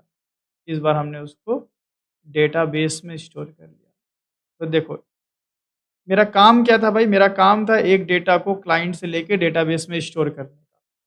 मेरा काम तो यही था, लेकिन उसको मैंने प्रॉपरली 2 सर्वलेट की मदद से किया, जिससे मेरा कोड क्या है, ज़्यादा मॉड्यूलर दिख रहा है। एक से वैलिडेशन चेक कर लिया, अगर वैलिडेशन में गड़बड़ी तो यहीं से रिस्पॉन्स मिलेगा, ये वाला सर्वलेट चलेगा ही नहीं। अगर सही है तो यहाँ पे आएगा, डेटाबेस में जाएगा, और अगर डेटाबेस में सब कुछ परफेक्टली हो गया तो यहाँ से हम रिस्पॉन्स जनरेट कर देंगे।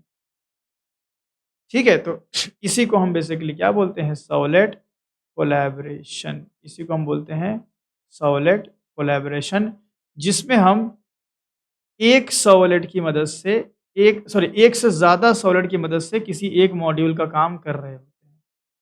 बात समझ में आ गई सबको? yes, जी है सर। ना? अब इसका प्रैक्टिकली अगर आपको देखना है ना, तो हम जब मिनी प्रोजेक्ट अभी बनाएँगे तो उसमें मैं सर्वलेट कोलैबोरेशन यूज़ करूँगा। ठीक है? तो मल्टीपल सर्वलेट से। तो अब यहाँ सीखना ये है कि भाई एक सर्वलेट बनाने आपको आता है, दूसरा सर्वलेट बनाने भी आपको आता है। एक सर्वलेट से दूसरे सर्वलेट पे डेटा कैसे ले जाएँ? क्योंकि कोलैबोरेशन का मतलब होता है दोनों को साथ में जोड़ना। उस दोनों को साथ में जोड़ने के लिए जिस चीज़ का हम यूज़ करेंगे, हम बोलेंगे यही कोलैबोरेशन को क्या कर रही है? सपोर्ट कर रही है। तो सर्वलेट कोलैबोरेशन करने के लिए 2 सर्वलेट को आपस में कनेक्ट करने के लिए, मतलब एक सर्वलेट का डेटा दूसरे सर्वलेट में ले जाने के लिए हम यूज़ करते हैं रिक्वेस्ट डिस्पैचर का। रिक्वेस्ट डिस्पैचर, आई थिंक बहुत छोटा लिख रहा है ये। रिक्वेस्ट डिस्पैचर का हम इस्तेमाल करते हैं, ठीक है। तो सॉलिड कोलैबोरेशन में हमें पढ़ना क्या है? रिक्वेस्ट डिस्पैचर, ठीक है। तो थोड़ा-सा इसके बारे में बता दें कि सॉलिड कोलैबोरेशन तो आप समझ गए। सॉलिड कोलैबोरेशन मीन्स कि कम्युनिकेशन और interaction between two servlet. Interaction between two और मोर सर्वलेट्स, ठीक है। ये हो गया सॉलिड कोलैबोरेशन।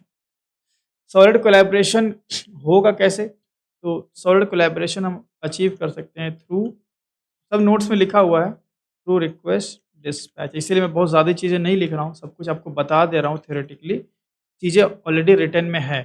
तो थ्रू रिक्वेस्ट डिस्पैचर हम 2 सर्वलेट को आपस में कनेक्ट कर पाते हैं, ठीक है।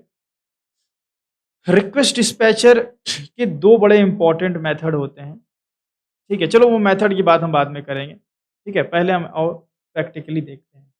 समझ में आ गया ना सॉलिड कोलैबोरेशन क्या होता है सबको? Yes sir. कोई डाउट है तो पूछ लीजिए।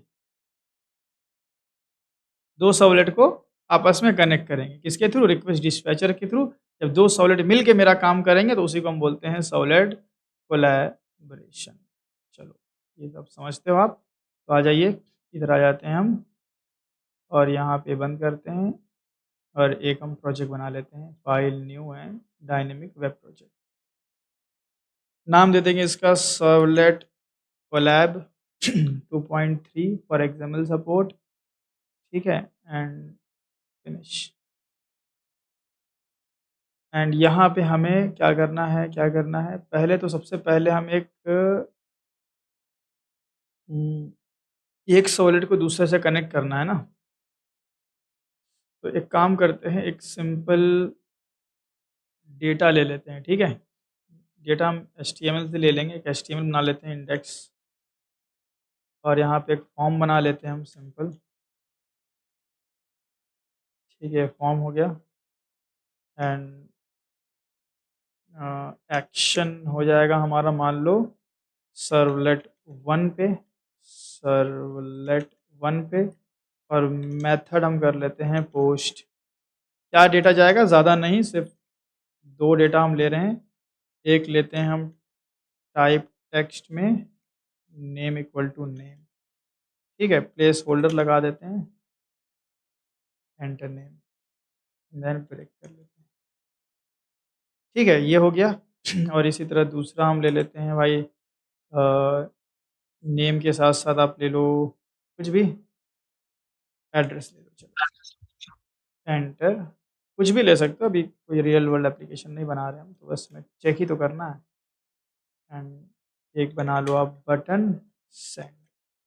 जैसे ही सेंड करोगे डेटा जाएगा आपके सॉलिड 1 पे, जो कि होना भी चाहिए। तो यहाँ पे हम क्रिएट करेंगे एक सर्वलेट, नाम दे देंगे कॉम डॉट कंट्रोलर, पैकेज का नाम दे देंगे एंड सर्वलेट 1, ठीक है। ये दे दिया हमने सर्वलेट 1। नेक्स्ट करें, डू पोस्ट चाहिए हमें, बाकी कुछ नहीं चाहिए। तो बाकी सब चीज़ें हम यहाँ से पूरा उठा के हटा लेंगे, ठीक है। ये सब पूरा आप हटा लीजिए। पोस्ट मेथड, इसी में रिक्वेस्ट में आपका डेटा आ जाएगा बाइंड होकर के, ठीक है। बाकी आप गेट पैरामीटर से निकाल सकते हो। अब हम डेटा निकालते हैं, चलो। Request dot gate parameter, and यहाँ पे हमने निकाला नेम, ठीक है। यहाँ हमने निकाला नेम, स्ट्रिंग नेम आ गया, और इसी तरह हमने निकाला एड्रेस, और हमें एड्रेस मिल गया।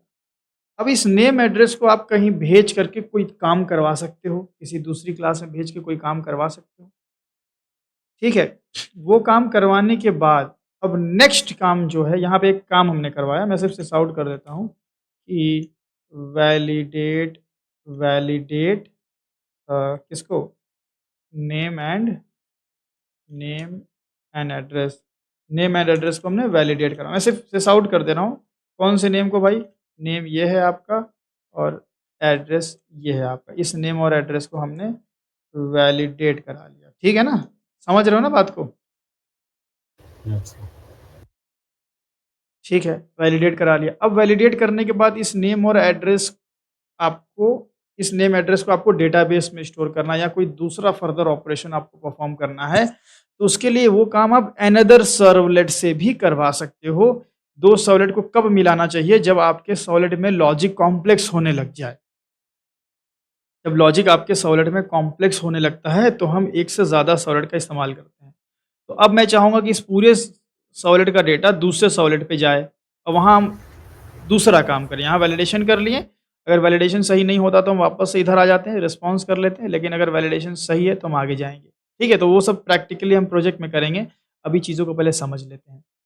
तो अब हम यहाँ पे क्या करेंगे, वैलिडेट होने के बाद हम अपने डेटा को सर्वलेट 2 पे लेके जाएँगे। मतलब 2 सर्वलेट को हम अब आपस में कम्युनिकेट करा रहे हैं, इंटरैक्ट करवा रहे हैं, इसी को बोलते हैं सर्वलेट कोलैबोरेशन। सर्वलेट 2 में भी अब हमें, चूँकि देखो ध्यान रखो कि हमें इस रिक्वेस्ट में आए हुए डेटा को दूसरे सर्वलेट में ले जाना है। ये रिक्वेस्ट में जो डेटा आया है वो रिक्वेस्ट का टाइप क्या है? पोस्ट या गेट? Post post.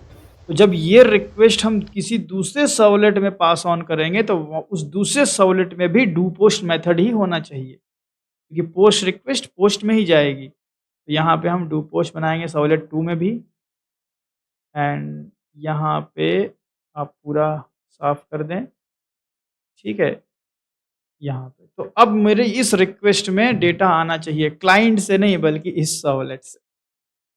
सर्वलेट 1 में तो क्लाइंट से आया, बट सर्वलेट 2 में इस सर्वलेट से जाएगा। कैसे जाएगा? तो एक सर्वलेट से दूसरे सर्वलेट पे जाने के लिए हम एक तो तरीका यूज़ कर सकते हैं, रिस्पॉन्स डॉट सेंड रीडायरेक्ट, और हम यहाँ पे डायरेक्ट नाम लिख दें सर्वलेट 2। अब मुझे बताइए, अगर मैंने ऐसा किया तो मेरा कंट्रोल डायरेक्ट सर्वलेट 2 पे जाएगा कि नहीं जाएगा? जाएगा सर। डायरेक्ट नहीं जाएगा सर। हाँ, डायरेक्ट नहीं जाएगा, पहले जाएगा ब्राउज़र पे। फिर ब्राउज़र से एक गेट रिक्वेस्ट जनरेट होगी सर्वलेट 2 पे। अब वो रिक्वेस्ट नई रिक्वेस्ट होगी या यही वाली रिक्वेस्ट होगी? न्यू रिक्वेस्ट हाँ, न्यू रिक्वेस्ट। तो नहीं। न्यू रिक्वेस्ट में मिलेगा आपको गेट नाउ ढेला। कुछ नहीं मिलेगा, तो नल नल आ जाएगा। मतलब अगर आपने अगले सर्वलेट में आपने ये काम किया है, इधर मैं ले आऊँ ज़रा, अगर आपने नए सर्वलेट में ये काम किया है, डेटाबेस डेटाबेस में स्टोर किया है, ठीक है? सर्वलेट में हालांकि स्टोर नहीं करते हैं, किसी दूसरी जगह ले जाके स्टोर किया होगा। डेटाबेस लॉजिक कहीं से कॉल्ड किया है आपने, ठीक है? तो यहाँ पे नल नल मिल जाएगा आपको अगर आपने ये काम किया है तो। और आपको चेक करा के दिखा देते हैं। तो इंडेक्स हमने लिख दिया ना सर्वलेट 1 एंड 2। चलो इसको हम रन करके दिखाते हैं आपको पहले। Run as run on server, next, remove कर दें, सिर्फ अपना प्रोजेक्ट रखें, फिनिश, रीस्टार्ट, कंसोल इसको नीचे कर देते हैं।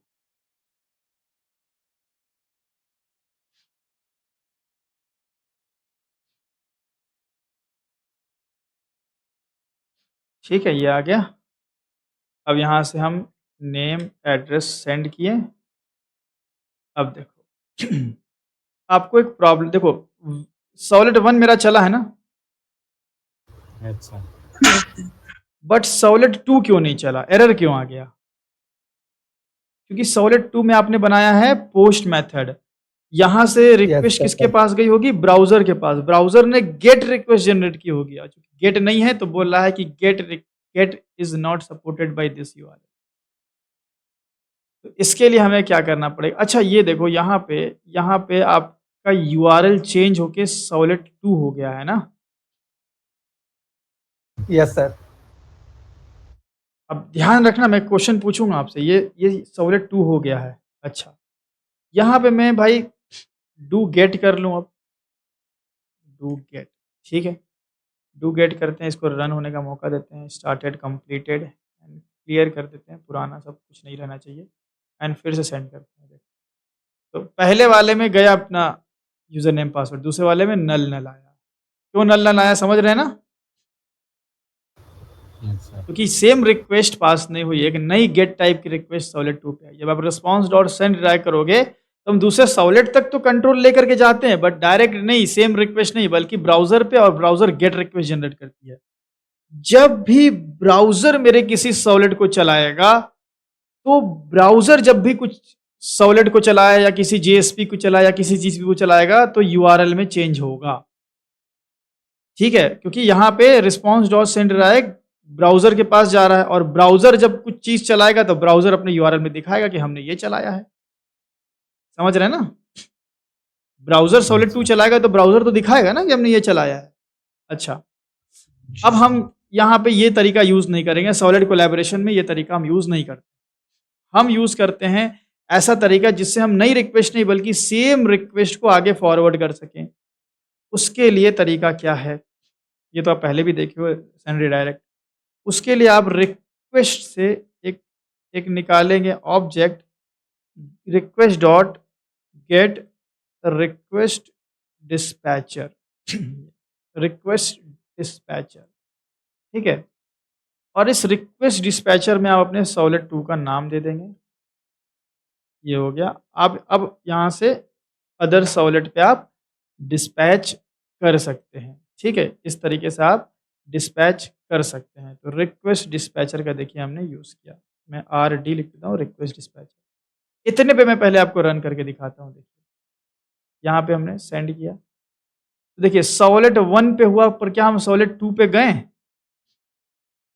No sir. नहीं गए। इसलिए नहीं गए क्योंकि रिक्वेस्ट डिस्पैचर में हमने बताया कि भाई एक मिनट, यहाँ सॉलिड 2 नाम देना चाहिए था, है ना? अभी रुक जाओ, सॉलिड 2 हमने नाम दिया, तो एक बार रिफ्रेश होने देते हैं इसको। रिफ्रेश तुरंत नहीं हो रहा यार ये, और फिर से चेंज करें। हाँ, हो गया, कंप्लीटेड।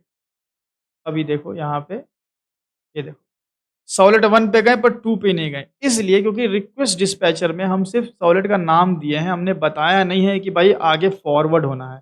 तो रिक्वेस्ट डिस्पैचर के 2 मेथड, अब मेथड की बात करते हैं। एक होता है फॉरवर्ड मेथड और दूसरा होता है इंक्लूड मेथड। इसके बीच में इंटरव्यू में क्वेश्चन पूछता है, बहुत इंपॉर्टेंट है। फॉरवर्ड क्या करता है, आपकी रिक्वेस्ट को किसी दूसरे सॉलिड पे फॉरवर्ड कर देता है, इसी सेम रिक्वेस्ट और रिस्पॉन्स ऑब्जेक्ट को फॉरवर्ड कर देगा। तो आप मुझे बताएं ये रिक्वेस्ट किस टाइप की थी, गेट या पोस्ट? Post. पोस्ट टाइप की। तो हम जब फॉरवर्ड करेंगे सेम रिक्वेस्ट को, सेम रिक्वेस्ट क्यों फॉरवर्ड कर रहे हैं? कोई रीजन? क्योंकि इसी में डेटा है, अच्छा, तो वो डेटा से पहले आधा काम यहाँ करा लिया, अब बाकी का काम आगे वाले सॉलिड से कराना है, तो ये पूरा का पूरा रिक्वेस्ट ऑब्जेक्ट ले जाएंगे तभी तो डेटा मिलेगा। तो रिक्वेस्ट रिस्पॉन्स हम दोनों लेकर के जाते हैं, रिक्वेस्ट रिस्पॉन्स हम दोनों लेकर गए सॉलिड 2 पे, तो वो रिक्वेस्ट रिस्पॉन्स अब इसमें आ गया, और इसमें तब आएगा जब ये भी पोस्ट होगा। ये पोस्ट कर दिया, तो इसमें भी आपका रिक्वेस्ट एंड रिस्पॉन्स। तो जब आप क्लाइंट से जो रिक्वेस्ट रिस्पॉन्स आप यहाँ पे लाए थे, सेम वही रिक्वेस्ट रिस्पॉन्स आगे डिस्पैच हो गया। अब कंट्रोल यहाँ से ब्राउजर पे नहीं जाएगा, बल्कि डायरेक्ट यहाँ से डिस्पैच होके सॉलिड 2 पे आएगा। ठीक है, एंड यहाँ पे अब आपको देखोगे तो आपको नेम और एड्रेस मिलेगा। देखिए यहाँ पे सेंड, दोनों में मिला है, नल नहीं मिला। जी सर। लेकिन यूआरएल में सॉलिड 2 क्यों नहीं दिख रहा है, जबकि सॉलिड 2 मेरा चला है? न्यू रिक्वेस्ट जनरेट ही नहीं हुई। हाँ, ये तो बोल सकते हो, लेकिन अगर और थोड़ा सा क्लैरिटी से अगर आप बोलो तो आप ये बोल सकते हो, क्योंकि देखो ये आपका ब्राउजर है, ब्राउजर से रिक्वेस्ट गई सॉलिड 1 पे, तो ब्राउजर दिखाएगा कि हम कहाँ गए हैं। सॉलिड 1 पे। हाँ, ब्राउजर दिखाएगा कि हम सॉलिड 1 पे गए हैं। अब 1 पे जाने के बाद आप दादा के यहाँ जाओ, नानी के यहाँ जाओ, बुआ के यहाँ जाओ, कहीं भी जाओ, ये कैसे दिखाएगा?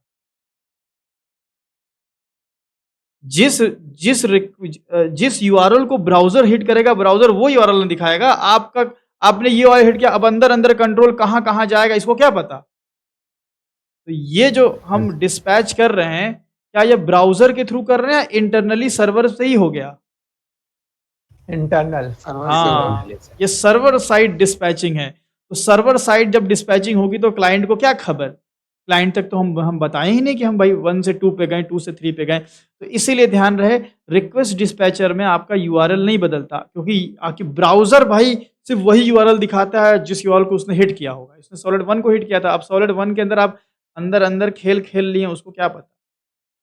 ये सर्वर साइड डिस्पैचिंग होती है एंड इसी को हम लोग बोलते हैं सॉलिड कोलैबोरेशन। तो एक सॉलिड से जब हम दूसरे सॉलिड में डेटा लेकर के आ जाते हैं, दोनों सॉलिड आपस में कनेक्ट हो गया, तो नाउ हम बोल सकते हैं कि अब जो रिक्वेस्ट पे है आधा काम यहाँ कर सकते हैं, थोड़ा काम यहाँ कर सकते हैं। वैलिडेशन वाला काम सॉलिड 1 पे, डेटाबेस वाला काम सॉलिड 2 में एंड इस तरह से हमने सॉलिड को कोलैब किया। समझ में आ गया सबको? Yes, sir. तो सिंपल सा था। जी अच्छा, एक और चीज़ यहाँ पे, मान लो सॉलिड 1 में डिस्पैच करने से पहले हमने एक एक एक रिस्पॉन्स जनरेट किया है।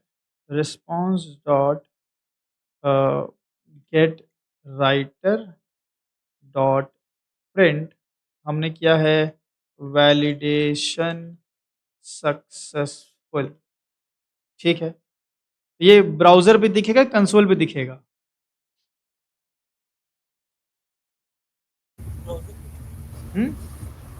ब्राउजर पे देखिएगा। ब्राउज़र पे।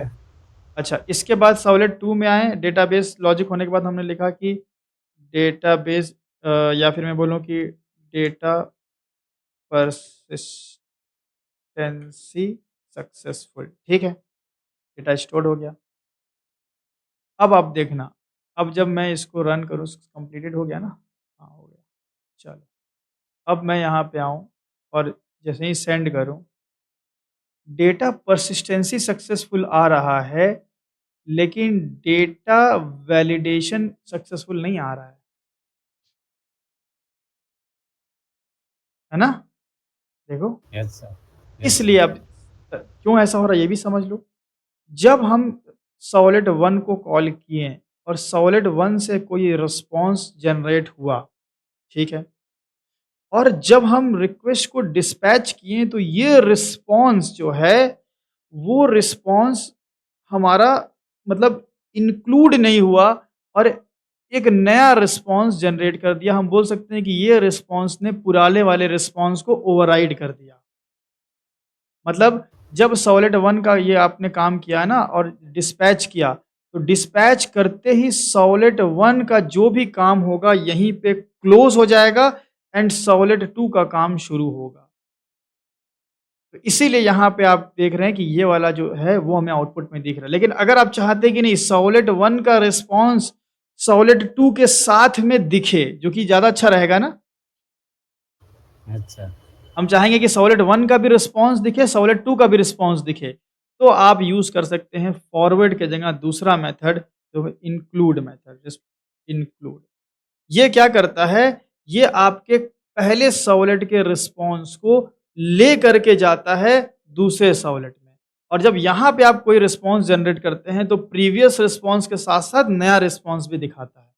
अभी देखिए आउटपुट, यहाँ पे देखिएगा, देखिए validation successful and data persistency successful. क्या आप थोड़ा सा गंदा दिख रहा है? तो उसके लिए हम एक काम करते हैं, एक ब्रेक टैग लगा लें। ठीक है, ये काम करेगा? करना तो चाहिए।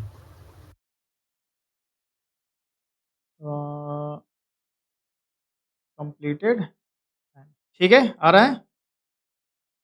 Yes, तो, sir. तो जब भी आप एक सॉलिड से दूसरे सॉलिड को आप कोलैब करवा रहे हैं, एक ध्यान दीजिएगा, अगर आप पहले सॉलिड पे कोई रिस्पॉन्स जनरेट किए हैं, नहीं जनरेट किए हैं रिस्पॉन्स तो कोई दिक्कत ही नहीं है, लेकिन अगर जनरेट किए हैं और आप चाहते हैं कि ये रिस्पॉन्स और सॉलिड 2 का रिस्पॉन्स दोनों क्लाइंट को दिखाया जाए, तो आप इस रिस्पॉन्स को इंक्लूड कर लेंगे, तो वो रिस्पॉन्स इस रिस्पॉन्स ऑब्जेक्ट में रहेगा एंड सॉलिड 2 पे जब हम आएंगे तो वो सॉलिड 1 का रिस्पॉन्स भी प्रिंट करेगा और इसका भी प्रिंट कर देगा। समझ में आ गया इंक्लूड मेथड का मतलब? अच्छा। पूछता है ना इंटरव्यू में। तो फॉरवर्ड मेथड, देखो रिक्वेस्ट डिस्पैचर यूज होता है सर्वर साइड डिस्पैचिंग के लिए। एक सर्वलेट से दूसरे सर्वलेट पे हमें सर्वर साइड से ही जाना है तो हम रिक्वेस्ट डिस्पैचर का यूज़ करते हैं। अगर हमें सिर्फ रिक्वेस्ट एंड रिस्पॉन्स ऑब्जेक्ट को आगे पास करना है तब हम फॉरवर्ड मेथड यूज़ करते हैं। लेकिन हम सर्वलेट 1 की जनरेटेड रिस्पॉन्स को भी इंक्लूड करते हुए अगले का रिस्पॉन्स भी जनरेट करना चाहते हैं तो हम इंक्लूड मेथड यूज़ करते हैं। अगर सिर्फ फॉरवर्ड यूज़ करोगे तो सर्वलेट 1 का जो रिस्पॉन्स है वो यहाँ पे खत्म हो जाएगा, सिर्फ सर्वलेट 2 का रिस्पॉन्स क्लाइंट को दिखाया जाएगा। लेकिन अगर इंक्लूड मेथड का यूज़ करते हो तो अगर इसमें कोई रिस्पॉन्स जनरेट की हो तो वो भी दिखेगा और आगे जो उसके बाद में किए हो वो भी दिखेगा। ठीक है? बताइए सबको क्लियर हो गया है ना फॉरवर्ड इंक्लूड के बारे में? तो ये जितना भी नोट्स वगैरह ये कोड वगैरह ये हम आपके नोट्स में डाल देंगे। ठीक है? डायग्राम में ये वाला इतना हम लोग ज़रूर ले लेते हैं, ये वाला इतना। ठीक है? ये इतना उठा लेते हैं, विंडोज़ शिफ्ट एस ना, इतना यूज़फुल रहेगा आपके लिए। अभी रनिंग नोट्स में डाल लें, प्रॉपर बना के आपको भेज देंगे तो नोट्स जितना हमने बनाया हुआ है वो एक बार हम अब गो थ्रू कर लें। चलिए, मुँह दिखाई की बारी आ गई। तो सर्वलेट जेएसपी डे 12 ना। अरे यार डे 12 इसमें है ही नहीं। अच्छा है डे 12। हाँ, तो सबसे पहले आज क्या पढ़ा हम लोगों ने? Servlet life cycle. क्या होता है भाई servlet life cycle? Servlet life cycle is the process that a servlet goes through from the time it is loaded by the server until it is destroyed. It is managed by the servlet container and involves several stages that allow the servlet to handle request and release the resource properly. क्या क्या भाई? Loading, instantiation, initialization, resource request handling, फिर destruction. ठीक है, तो ये सारी बातें हमने आपको बताई हुई, एक बार आप इसको पढ़ सकते हैं। सब वही चीज़ें हैं जो हमने आपको बताई है। देन सर्वलेट कोलैबोरेशन नहीं, उसके बाद हमने ये पढ़ा था सर्वलेट कॉन्टेक्स्ट कॉन्फिग, ऊपर नीचे लिखा है कोई बात नहीं। Servlet config and context are used to pass configuration information, but they serve different purpose.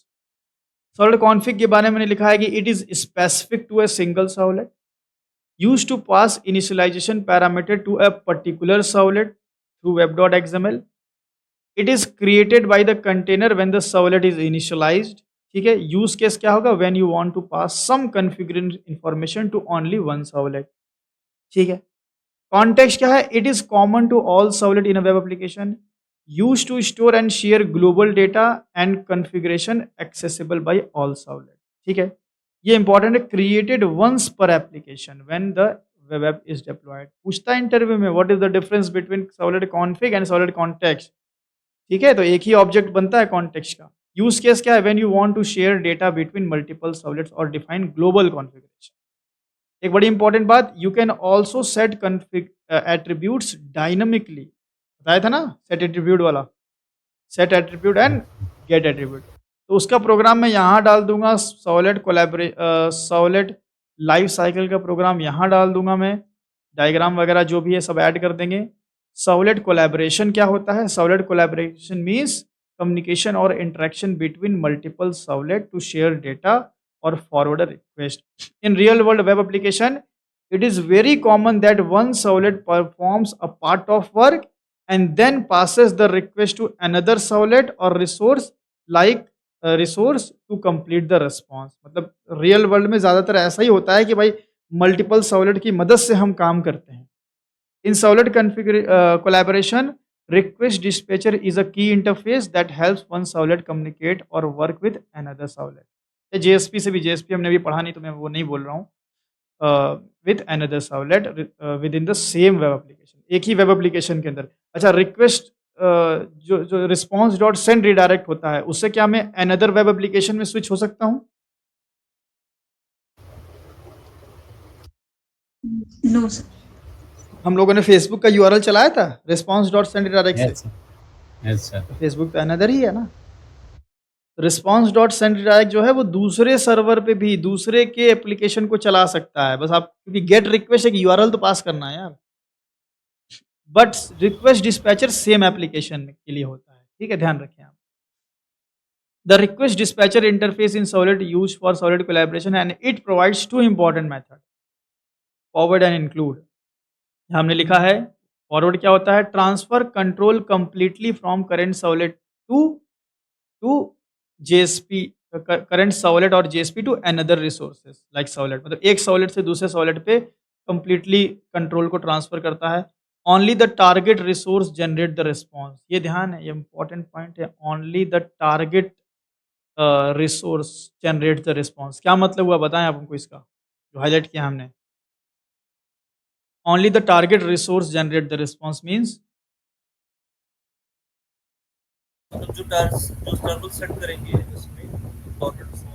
मतलब कि अगर सर्वलेट 1 से 2 पे जा रहे हैं तो टारगेट 1 हुआ या 2 हुआ? तो हुआ सर। हाँ, तो सिर्फ 2 ही रिस्पॉन्स को जनरेट कर सकता है अगर फॉरवर्ड यूज किए हैं तो। हमने देखा भी था भाई, 1 का नहीं आया था response. How it works, once forward is called the current servlet stops executing and target resource takes over and generate the full response, ठीक है। And the URL does not change because everything happens on the server side. URL कब change होता है? जब client कुछ करे, जैसे response dot send redirect में यूआरएल चेंज होता था क्योंकि कंट्रोल जाता था क्लाइंट के पास, ब्राउजर के पास, ठीक है, ध्यान रखेंगे। इंक्लूड, वही देखो, include the output of another resource inside the current response, include the output of another resource. 1 से 2 पे जा रहे हैं तो 1 का पूरा जो है आउटपुट उसको क्या करेगा? इंक्लूड करेगा, ठीक है, और 2 पे जाएगा। Both resources contribute the final output, तो दोनों ही रिसोर्स मतलब सर्वलेट हो गया आपका, दोनों सर्वलेट फाइनल आउटपुट में कंट्रीब्यूट करेंगे। थोड़ा सा आउटपुट सर्वलेट 1 से भी आया था, थोड़ा आउटपुट सर्वलेट 2 से भी आया था, इंक्लूड का यही यूज है। The include resource runs and its output is inserted at the point where include is called, ठीक है। include resource run होगा, पहला सर्वलेट 1 रन होगा एंड इसका जो आउटपुट है वो इंसर्ट होगा at the point where include is called. मतलब क्या हो, मतलब हुआ कि यहाँ तक मैं आपको बता देता हूँ, यहाँ तक पहले रिस्पॉन्स जनरेट हो जाएगा, ठीक है, एंड जैसे ही आप इंक्लूड कॉल करोगे यहाँ से फिर दूसरा रिस्पॉन्स जनरेट होगा, वो सर्वलेट 2 का होगा, ठीक है। तो वही चीज़ हमने यहाँ लिखी है। The include resource runs and the output is inserted at the point where include is called. After that the current servlet continues executing, मतलब फॉरवर्ड में करंट सर्वलेट बंद हो जाता था पर यहाँ पे करंट सर्वलेट भी एग्जीक्यूटिंग में रहेगा, मतलब दोनों सर्वलेट चलने के बाद आधा आउटपुट करंट सर्वलेट 1 से, आधा आउटपुट सर्वलेट 2 से। समझ रहे हो ना ये पॉइंट, 2 पॉइंट सब लोग को? Yes, sir.